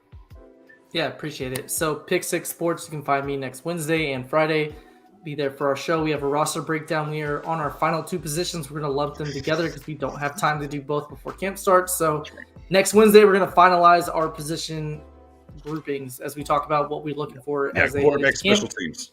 Yeah, quarterback special teams. So should be a quick one, which I'm excited about. And then Freestyle Friday is obviously Friday night. So love to have you on. If you're in the chat and you did not join, Bruce, Dominic, Mendoza, TC915, just click the link next time. You can jump in. You don't have to stay the whole time. Shout out to Sam and Tex for staying the whole time, but you can hop in, ask a question, and bounce, or just chill with us. So either way, it's a good way to use your Friday nights if you're not doing anything. I write for Cowboys Wire, cowboyswire.usatoday.com. So shout out to Katie Drummond and the rest of the guys. I will start ramping up content as the season gets closer. Right now, down season, there's not as much talk about in the off season, but we're about to be there. Training camp starting, and I'm going to start cranking You're already there. I'm already here. You're already here. But I'm going to start cranking out 2 articles a week again. So you can find me on Pick 6 Sports and also on Cowboys Wire. And of course, next Wednesday, as we started the roster breakdown series leading up to training camp, next week's our last show before training camp, and we are putting the quarterback and special teams together at that point. It's also the first edition this year of the Spoonie Sermon. If you have rocked with us for a long time, you know what that means. If you haven't caught a Spoonie Sermon yet, it's going to be special next week. We had to table him the entire offseason leading up to this. Hey, you got to do it the week before training camp, so I can't wait. We'll see what happens. Well, on Wednesday, like 4 minutes into the show, he already started. He started. I was like, 10 out of 10. We're like, all right, Spoonie, got to chill. It's very true. Obviously, we are also live on CFO Gang. We're live over there too. Friend of the show, family. Me and Jay Tug and Professor and everybody. Man, we've been rocking now for a few years and having a great time. The thing y'all can't see our chats in the background is fun. I can't wait for me and Jason to argue about this weird pivot on the wide receiver with Lamb. This is going to be great. Like, you have no clue. This is fun what we did on air. I cannot wait for us to talk off air though. I'm so excited about it. I'm just trying to understand it, right? I got you. I feel you. Right, I know somebody else trying to understand it, but let me hear no there. I got both Knicks and Tuck triggered last offseason about Dak in preseason. That's a whole different debate. That whole argument's coming because Dak is playing this preseason, so y'all might as well get prepared for it. So short. Fair. Of course, you can find me on my YouTube channel, CFO Sportsman. I appreciate all the support. Follow me on all social media platforms, JTuck151. Instagram, finally, man. I've been trying to push for Instagram for so long. JTuck151. And of course, you can catch me every Sunday on 810 WHB ESPN Kansas City with my guy Darren Smith, where we're talking all things sports, NBA, NFL, and just talking sports with good fans like yourself, man. I appreciate all the support, and it's what it is. What it is, man. So, real quick, I've been following J Tuck for a minute, Botch for a minute. Nick's already knows. Professor O, we've been doing this a little bit, but you both got great content. Everybody followed him. They're phenomenal. It's good people, good knowledge. So keep it going. Our new media is we talk about a lot around these ways. Also, Tuck, I mean, you got signed. That's why your Instagram is popping. You got signed to the Cowboys. So right, the case is working the right way. If you were a Coach Cowboy, into the game, the YouTube game. Coach, sorry. Sam just said in the private chat, I'm fading. Good night, guys. Thank you. We know. I'm fading. My bad, Coach. Hey. Go ahead. I'm fading. Good night. I feel like I bullied Sam into this too because I've mentioned multiple times throughout shows. I was like, Sam, you gotta join. And then today on A to Z on Skywalker's show, I said, Sam, I'll see you tonight, right? And then on the volume with Vach, I said, Sam, I'll see you tonight, right? So I feel like I bullied him into it. But Sam, thank you for joining. Look, don't let the smooth taste of Professor O fool y'all. He's humble. He's cool. Low-key, though, he knows how to push the buttons. Coach Cowboy, go ahead and tell the people where to find you, man. Oh, yeah, y'all can find me at Coach Cowboys on Twitter and YouTube. I appreciate all y'all support, man. All the great words y'all been giving me, J Tuck, Nick, Watch, man. I'm a huge supporter of yours, man. You're awesome, man. Appreciate you, Matt, as well. And Aisha, we got to link up one day, man. Yeah, you gotta listen. I'm getting my studio set up now, y'all. So yeah, there it is. I should roll it out. You got the studio set up. Tell me where to find you, though. Oh yeah, I mean you guys can find me not on Lisa, Twitter. Not left. Not Lisa. It is Aisha with 2 I's. So that is IISHA. It's simple. Don't complicate it. And yes, I'm on Twitter at Aisha Morrison, and I'll be around. You'll see me. All right, I Vosh, as my guy T said, Vosh like, man, hurry the hell up. I understand, Vosh. We got you. Well, see, Nick, when I'm trying to leave, I don't just say, all right, y'all, I got 5. I just leave. I just up and just dip out, you know what I mean? So I'm just actually chilling, playing the game. I'm just cooling, man. But, you know what I'm saying? TC, shouts out to TC. Appreciate y'all having me on, man. I don't really want to even plug nothing, man. I'm just, you know what I'm saying, cooling with y'all, man. Buy some, volume on it. Appreciate it. Have a good night, Buck. Yeah, Botch always kind of dips in here and there and whatnot. We appreciate you, even though, as I always say, I screwed his name up a long time ago. Neither here nor there, and it's erased, so it's gone. So it is what it is. But yeah, the volume, he humble bragged a little bit. Okay, follow me on Vosh Lombardi, VOCHLOMBARD, and check me out on The Volume, which is Colin Cowherd's network. Yeah, my colleague Draymond. Tell him Green, to pay for your training camp. They will. Monday through Friday, 3 p.m. Central. Come over there, check us out. We're adding some more to the volume. That part. Hey, once again, humbly. Respectfully, humbly. Nah. Yeah, humbly. I don't respectfully. It's like some shit happened. I don't want to do that. Humbly. Man, I appreciate everybody in the nation that tuned in tonight and rocked with us. I appreciate everybody that came through tonight, even though our guy Sam was falling asleep. But you know what? I'm glad Sam got a chance tonight. And that's what Fridays are about, low key. For that kind of guy to come through, he's been rocking with us forever. I'm glad that Professor was like needling me here and there to get up here and make it happen. So Friday nights, this is what it's about. And we dropped the link. It's free range. We tried the call-in line. Hey man, we're not on the right level yet, because we had some weird calls or whatever. So you know what? We're through the call-in line. Way better. Again, yeah, this is way better. Just real quick, I know we're wrapping up. Knicks did the same thing to me that I'm doing to Mendoza, TC915, Sam Moreau. Knicks was like, we have great conversations. You got to join the show. I'm like, I don't know. I don't really feel like that's my thing. I don't know. I'd rather just be like on the back end and just type. And he insisted I did it, and I was like, why not? I'll take a rain check next time. And then he followed up like, you got to join next time. And I did, and I really enjoyed it. So This is a great opportunity if you want to have a show or maybe don't want to have a show or you just want to be a part of a Cowboys community that are like-minded like you.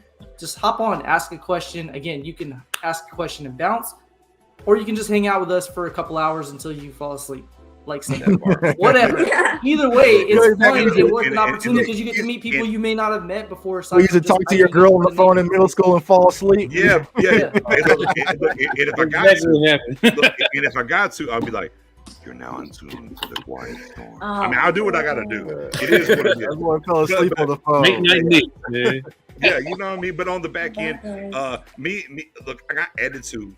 Quick story and around. I'm sorry, Vosh. A quick story and I'm out. Very quick. I got added to a Facebook group, and in that Facebook group, as O kind of alluded to, O was there. I didn't know Professor O, and this was like, damn, what was that? What, 3 years ago? Maybe 2, 3? It had to be like 3, right? Because it was like a year that we kind of got into it, 2.5 or whatever. I got into a group, a Facebook group, a Facebook chat group, if you will, and things are happening. And me and O went back and forth on the idea of generational, and we went back and forth on Zeke being generational, and we kind of went back and forth and whatnot about that. And I was like, oh, I said, O can cook.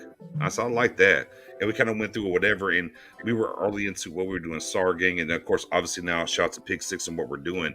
And I was like, nah, this guy needs a platform. I was like, yo, he needs to talk. And I hit him. He said, yeah, I would love to, but as he said, rain check. I told him right then and there, I said, bet, you said rain check. I'm taking that. I'm pulling that plug. I'm pulling that tab. You said rain check. I got to get you here. And look, when you get on here, you never know how it's going to feel to you. Right. And for me in general, he said rain check, and I took it and ran with it. And I needle and look, we're going to get Mendoza on. I'm with you. Oh, we're going to continuously the needle Mendoza on here because he's a great guy, super mod extraordinary, and he has great knowledge. But on the back end of that, O did it and he liked it. And I've watched O go and do. He's got things cooking in the irons, and I'm completely always campaigning for him to do that. Oh my God, Dak Prescott's attorney at the buzzer. That's awesome. Shout out to you on Twitter, brother. And I'm super excited that you took the chance and you were comfortable enough to do it eventually in my lane, and you loved it and you've aspired. And that's really what it's all about. I want to see Aisha do that. I want to see Coach Cowboy do that. Text wherever you want to do, go do that. Vosh, whatever. You already made it, Vosh. I ain't trying to hear you yet.